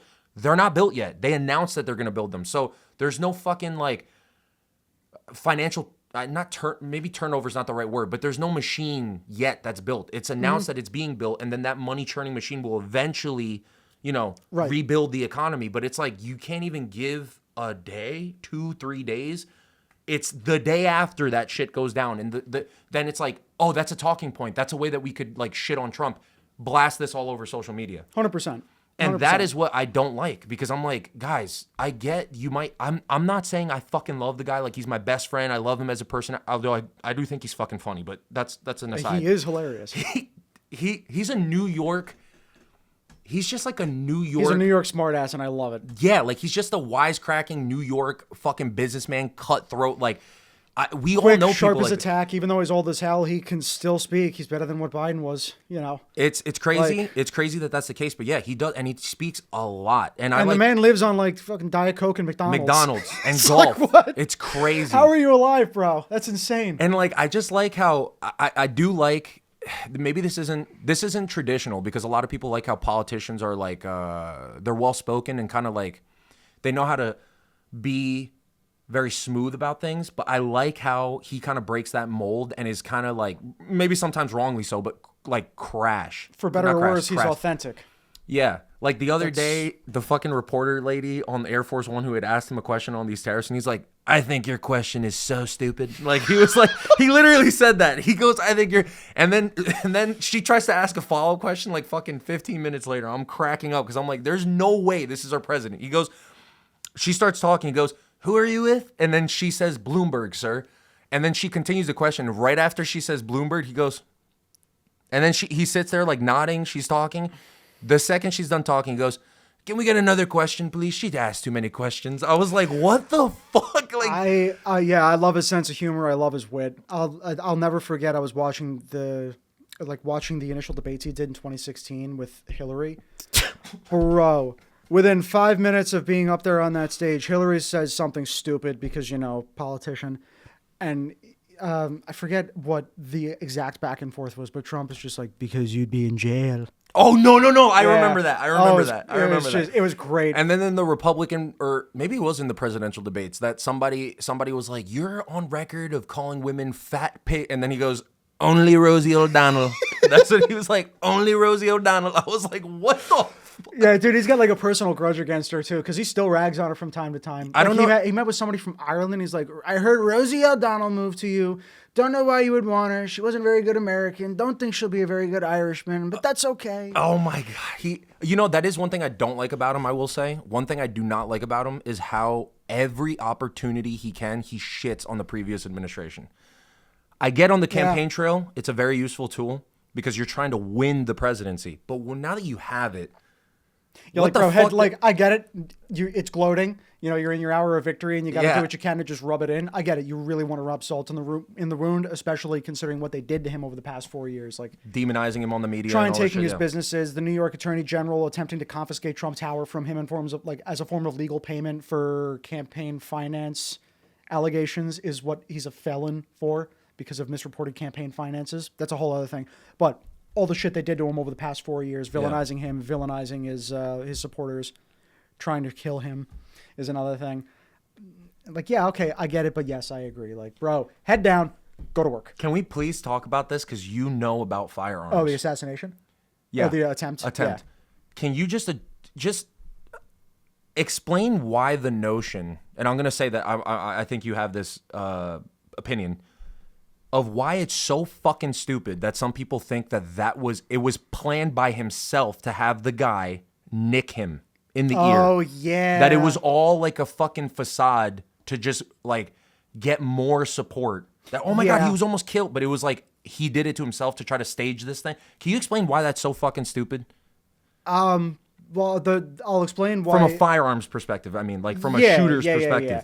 I'll explain why people think it's not stupid because there's all these pictures of his ear and there's no scarring there, but like he got hit in the cartilage, which is like kind of known to, you know, grow back a little tissue. bit.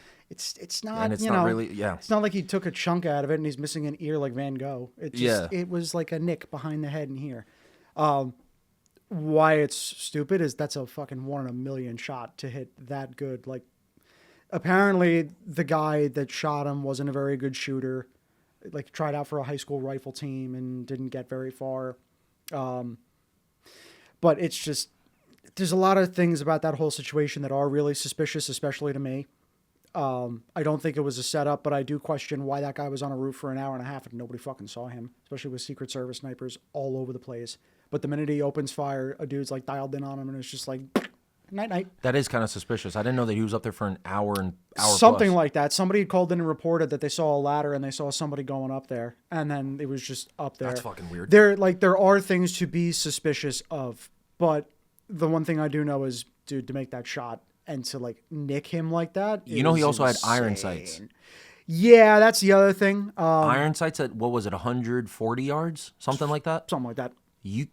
I mean, I have shot a little bit. From my very fun... 100 yards with irons, if you've never shot, is very tough. Or if you're bad at shooting, is tough. And to make that shot while he's turning on purpose to graze his ear, I feel like that's a little far-fetched. I didn't know the fact... That is suspicious, now that you say that, of like the hour plus that he was up there. Yeah.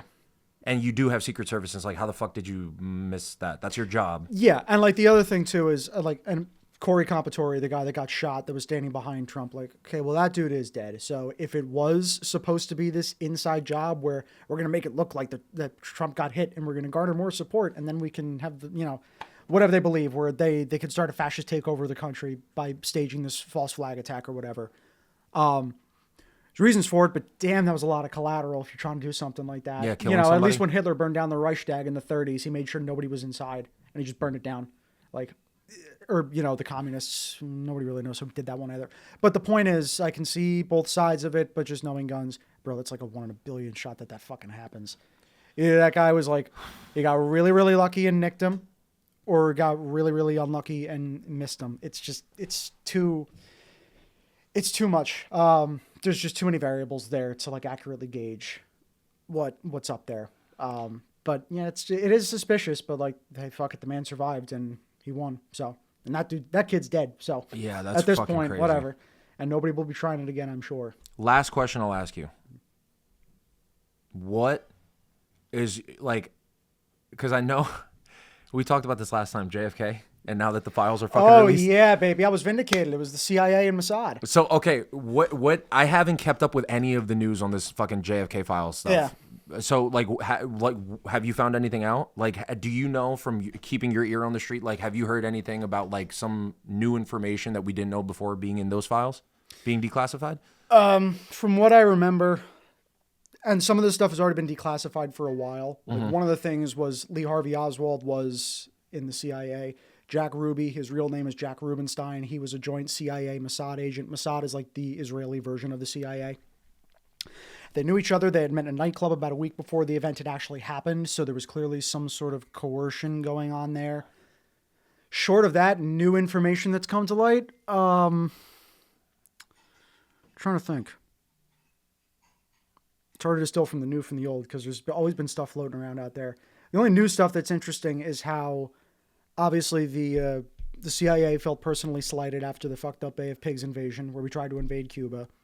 They were also a little miffed because they were really itching for a war with somebody because they didn't like communism being anywhere. Rightfully so, communism sucks. But they were itching for a war with somebody, so they came up to them with this plan called Operation Northwoods, which was, hey, we want to justify a war with Cuba, but essentially we can't do it. They were going to blow up a fucking cruise liner, right? Yeah, the idea was we can't justify war to the American public unless another Pearl Harbor type event happens here on American soil. That would be the push we need. And JFK was like, are you kidding me? Go fuck yourselves. Get out of my office. So they didn't like that. The Mossad angle. Who is they? This is the CIA? The CIA. So you do you think that the CIA killed Kennedy? I think it was a joint op between the Central Intelligence Agency and Israeli Mossad. Why Mossad comes into this is for two reasons. Number one, JFK really wanted to stop nuclear proliferation. I forget what the name of the treaty was, but he had a bunch of people signed onto it, including states that were bordering, or countries that were bordering the Soviet Union at the time. Basically saying like, okay, let's stop building nuclear weapons. Let's stop testing them. We've been doing it for a decade. We've got literally thousands of them. Like we could destroy the whole planet if we wanted to. We're good. Only country that didn't agree to that was Israel. And Israel at the time, the prime minister being a guy called David Ben-Gurion, was like, oh, but we have the Arab world right next to us. And, you know, we're Jews. They're going to take over and they're going to kill us all. And JFK's retort, which was apparently very, very mean to Ben-Gurion because he resigned shortly after, was, listen, if I can get like bordering Soviet states to stop, and like you guys got to stop. Like there's no like World War III could kick off to the north right now, and these guys clearly want to stop. What the fuck? Put aside your little petty bullshit religion rivalry and stop. They said no. There was also some other internal politics going on inside the United States with what is now known as AIPAC, or what used to be known as the American Zionist Coalition. That's a lot of weeds to get into. That's a whole other thing. But basically, JFK slighted a lot of people. Okay. Like he rubbed them the wrong way because he was actually trying to move the needle forward? Is that like yeah? Okay. And he saw that the way that the CIA and Mossad, well, the CIA particularly even existed, was because it was a culmination of a bunch of secret societies that had formed on like college campuses, essentially. So you had the Club of Rome. The Club of Rome was British, I believe, but it kind of influenced the way that the OSS was developed, which then became the CIA. You had the Club of Rome, the Committee of 300. There was the Skull and Bones Society, which is what Yale. Yes, No. yeah. And then then you have all these like networks of people that knew each other, like the Bush family, and how they had all these connections to oil dynasties down in like Texas and whatnot. There's so many little threads to pull on here to like weave a tapestry together, and it's really complicated, but there's a shitload of information there. And quite frankly, I'd have to do another deep dive because there's just so much escapes me at this point. I love talking shit. to you about this, bro. Dirty shit. And everybody that you think is involved with it is 100%. I love talking to you about this because the Bush family 100% implicated and involved. What's his face? Who was the VP of who came in after Lyndon B. Johnson? He was in on it. On what? Killing Kennedy? Yeah, he at least knew about it in some way. He knew that it was some sort of like operation that was going on. And he didn't inform anybody? No, why are you going to do that? Why are you going to give up the gig? Why are you going to fucking do that? This is dark. I'm like a little bit anxious right now just because it just feels dark like shit, but quite frankly, it's already out there in the light. So us talking about it is just even better. God damn. Yeah, dude, dirty shit. That's politics. It's a dirty game. Horribly dirty game. Then okay, do you mind if the next time you come here on this, you want to do like a conspiracy deep dive because it'll go deep? Yeah, I would love to. Hell yeah, I would love to. So not because like we're fucking you're much more experienced with this stuff, but not because we're experts, because this is fun. I like having fun, and I do think like you don't even have to be an expert. It's just fun. It is it's fun, and like I love talking to you about this shit because your memory recall is so crazy. And like for example, right? Like it's crazy. I see your brain go like this. Oh, Yeah, you see the okay. We're smoke talking coming, about. You see the smoke coming out of my ears. Yeah, you're like, okay, now we're talking about JFK. So Patrick's thinking again. it just goes like through all of the fucking different like operations and like all these different groups that control this and this and this and this. It's the way I'll put it the way your buddy Tom put it. It's like there's just this encyclopedia of random shit that you have in your head that forms a tapestry of knowledge which you can tap into depending on what you need to talk about. Essentially, God, I love talking about this shit, man. it's like just building categories and symbols, but I do it in my head. Jesus Christ. I sound like a schizophrenic when I say it like that. Well, I'm gonna get you out of here because it is a weeknight, and I feel Yes. bad that I kept you here this long. No, hell yeah, great So- time as always, bro. Yeah, no, I'll fist bump you because my fucking finger. Same. Yeah, so thank you guys for watching, bro. Thank you seriously so much for Thank coming you. on. Of like, course. and please, I will hit you up very soon. Yeah, we're like doing part very two. soon. Part two. Yes. And Part 3, technically. Part Part 2 three. of this discussion. Yes, yeah. And then I would love to do, if you're open to it, a deep dive into like whatever. Basically, the way I want you to treat it is like you are my teacher, and I want you to teach me all of these like potential conspiracy or whatever we it could is. do that. I won't. I'm gonna tell you potential stuff. I'll just give you the background on what I know to be true because there's facts out there. Like Yeah, the yeah, that- the JFK that. stuff. Yeah. You know, we won't go in. We don't have to go into. We're not the- Alex Jonesing this shit, like coming up with like no, fucking Alex Jones gets vampire- more right than he gets wrong. So you got a lot to learn about there. No. I do know that he ended up being mostly right about a lot of stuff, but when I mean Alex Jones stuff, I'm talking about like, what did he say? There's like interdimensional vampires that are like, that was his most kooky fucking claim. That was a little bit out there. Like he's right about a lot of stuff. He is, and that's very out there. But I'll put it this way: do you believe in spirits and ghosts and things like that? I do. Do you believe that the spirit world can have a real influence on people here and now? See, I want to say. Don't call it kooky, because if you think that there is even a potential answer, you think that there's even a potential yes.